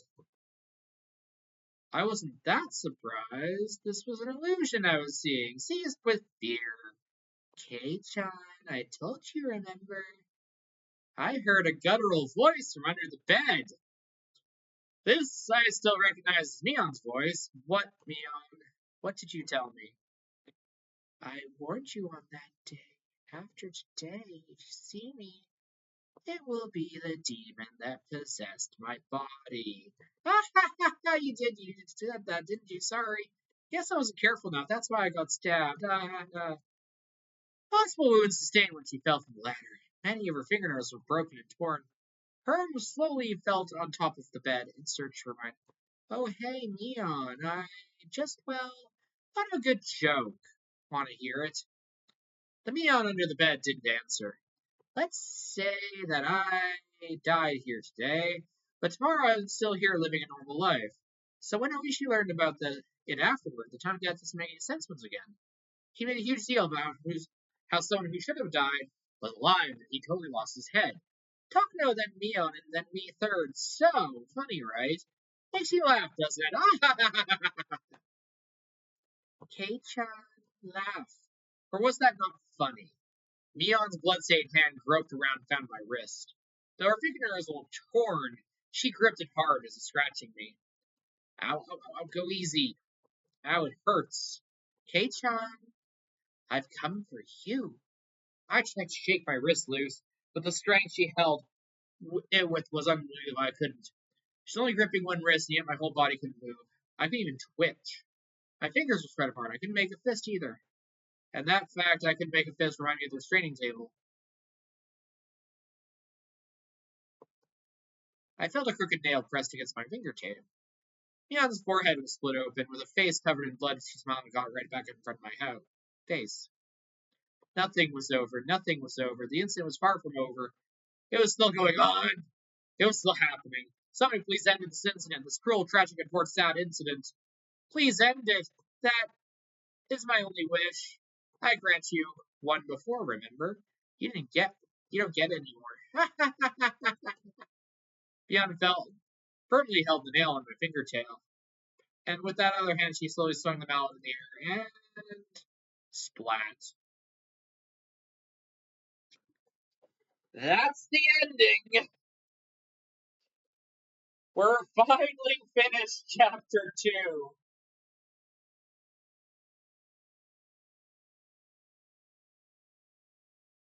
New scenario unlocked. All cast review session has become available. Play extra in the title menu. Last nail. Completed Watanagshi. Oh boy. I want to see what's in extras.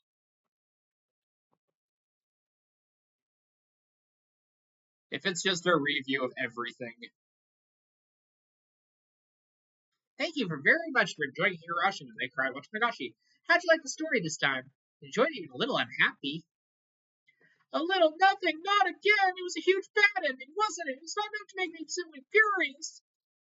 I'm furious. Well, good work, everyone. Well, that's how it ended. But don't you think the story was kind of like a Mion chapter?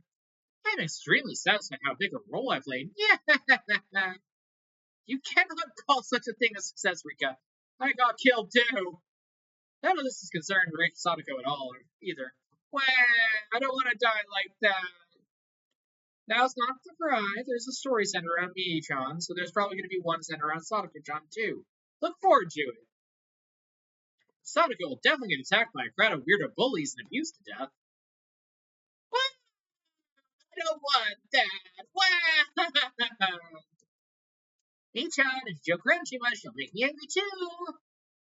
Me has a flat chest. Your mind wouldn't be understand even if it was petted. Oh, they expanded. Your body's so encased. Hey everyone, great work. Sorry we're late again. Taka-san, Wishi-san, you did a great job as well. Where's Taka and Shion-san? They're coming, of course. Thank you for writing us today. Yeah, sit here.